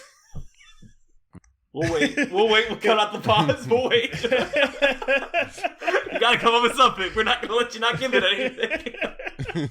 You don't post the episode if I can't come. We'll be on here all night. Sorry, we'll have I really- an hour long file from our dad. I mean, like, fuck. I like the cake analogy a lot. Where I wish I thought about that. Do you want to give it whatever It's like it's what like- Mark it's like- said? it's like but imagine two- I said it. it's like finding out like that the person you've always feared is actually like your dad, and like now he's your cool dad that you can play catch with. All right. So, Julius, do you want to tell us, you want people to follow you online, or you got anything you want people to check out? You kind of mentioned it already, but yeah, I'd say it again if you want. Like, I mean, if you want to check out my work, I do a lot of work for a bunch of websites where you could check out the TikToks by The Onion. They have this really funny video that I got to edit recently that I'm really happy about. It's about the first black man to use a whites-only glory hole. Where you made that? Yeah, I edited that. All the photoshops were done by the incredible art team, but I got to be able to cut all of that together under the very great direction of Ryan, who's like the video director there. Cool. Yeah, I had that recommended by a different person, I think. So. Oh, cool, really? Cool. Oh, that's fine. Yeah, that came back to me another way. So that's cool. One of the more fun parts of the job is knowing that people I like is checking out the shit. Like, I literally was like smiling a whole day when I learned that Dan Harmon literally screen recorded one of the TikToks I edited and posted it on his own page. Despite I know Dan Harmon has his own issues as a person, but I used to love Rick and Morty, so it was kind of cool to have that. But yeah, check out stuff on The Onion. I'm editing a lot of stuff for Lifehacker currently, where if you check out one of their videos, you might see some of my editing there.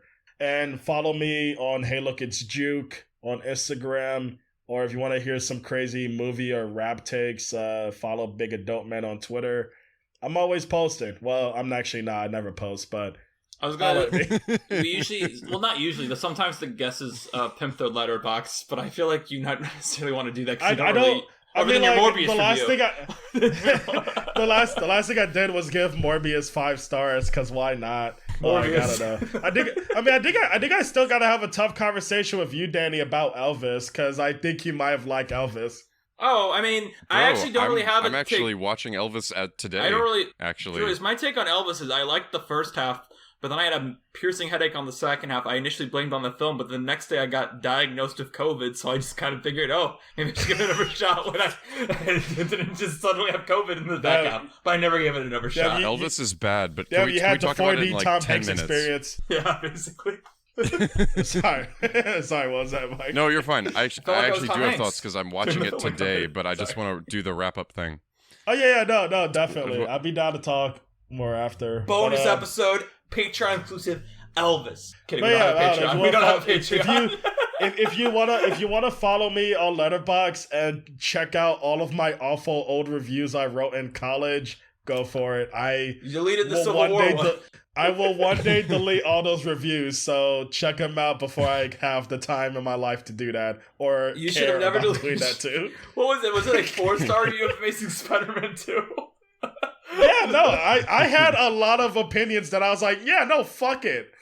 This is what I think. That's why I don't use ratings anymore, because like a 4-star that I would give Amazing Spider-Man is so different than a 4-star for something else. But yeah, Letterboxd. It's a poison. What do we do next time, Danny? So next time, Mark and I will just be just the two of us for the first time in like a month, right? I don't know. We've had guests for a while. Yeah, probably. It's been a little bit. And we'll be covering our first short in a while, which is For the Birds, which the director of it recently passed away. Oh, good. So that will be our next film to talk about. So we will see you next week with a short film. We were talking about earlier, a short film about killing, a short film about love, or whatever you called it. And next time is a short film about birds. So...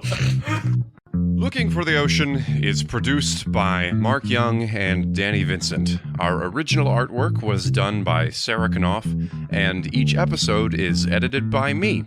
If you'd like to be notified about new episodes, you can find us on Facebook at Looking for the Ocean: A Pixar Journey, on Twitter at Pixar Journey, on Instagram at Looking for the Ocean Pod, and on our website, lookingfortheoceanpixar.podbean.com. If you want to know what I'm up to, or find me on social media, you can head over to markyoungperformer.com. And if you'd like to see all my takes on all the movies, you can find me on Letterboxd at Blankmans.